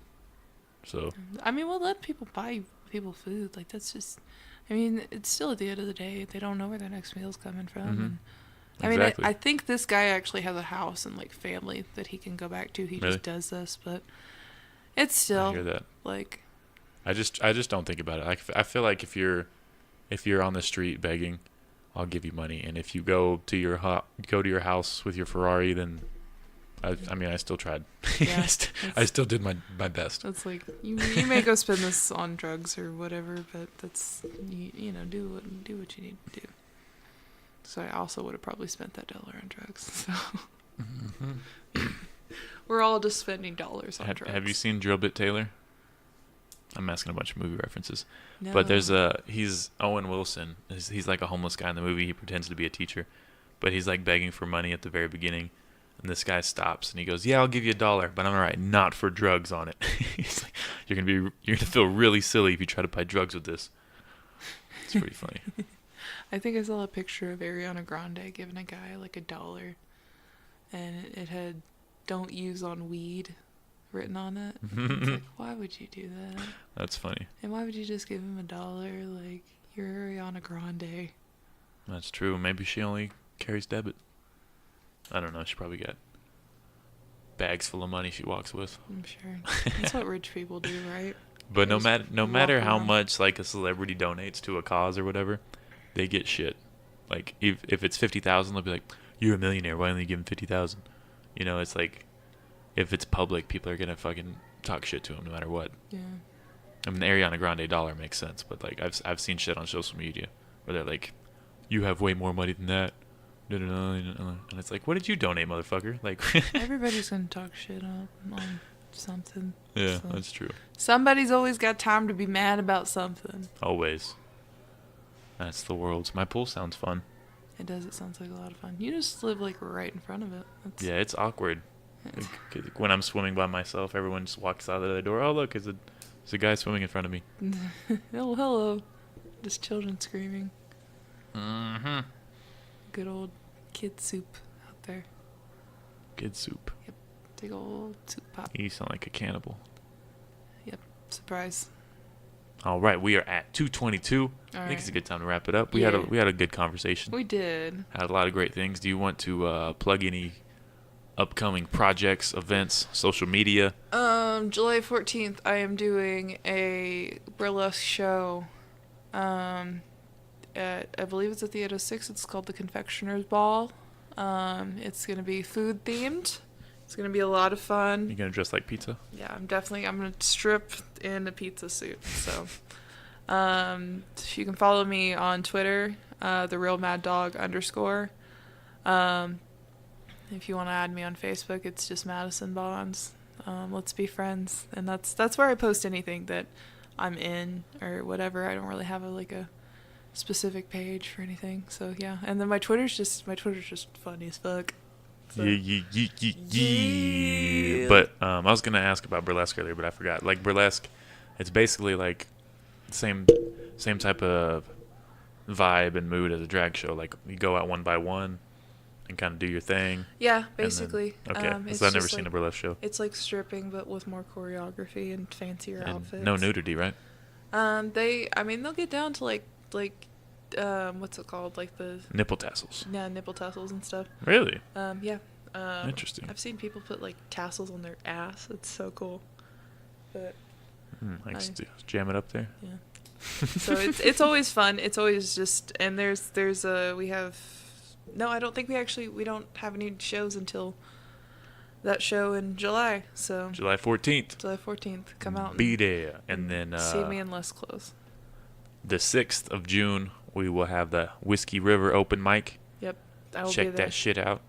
Then June 13th will be 806 open mic. June 20th will be Urbana Coffee open mic. Oh shit. June 27th will be 806 again. Yeah. And then June 28th will be Leftwoods. We're starting a comedy open mic there. What? The fourth Thursday of every month. I'm just not reading things. And then June 30th, we will have our Urbana Coffee show. So the last one was nobody showed up, but we didn't promote it. It was bad magic. It was bad magic. Yeah. I will be somewhere at one of those. Probably, I'll try to hit all of them and do some kind of performance. I'll definitely hit all of them. And I also perform at Smokey Joe's on Thursdays. If you guys want to check that, you probably don't give a shit. Smokey Joe's, it's a good Smokey place. Joe's, they like me there. I think the guy's name is Buster. Joe. Buster or something. It's like a Smokey Joe. There's a big name musician in Amarillo, and it's like Buster Bledsoe, maybe. I don't know. I don't know, but it's a country dude, and he brings all the equipment, and he likes my jokes. Yeah. Nobody else listens, but he's like, I'll keep putting you up. You're funny. So thank you. Thank you, sir. Thank you to all the venues that let me go. Leftwoods is really awesome. 806 is really awesome. Really pretty. Hoots. I go to Hoots on Wednesdays too. Hoots is cool. I haven't been to Hoots in a minute. It's a fun time. It is a good time. The one time that I went with you. Oh, yeah. All right. We're going to get out of here. Thank you for listening. Have a great Memorial Day. Remember to remember what you're supposed to remember. Yeah. Peace out. Bye, y'all.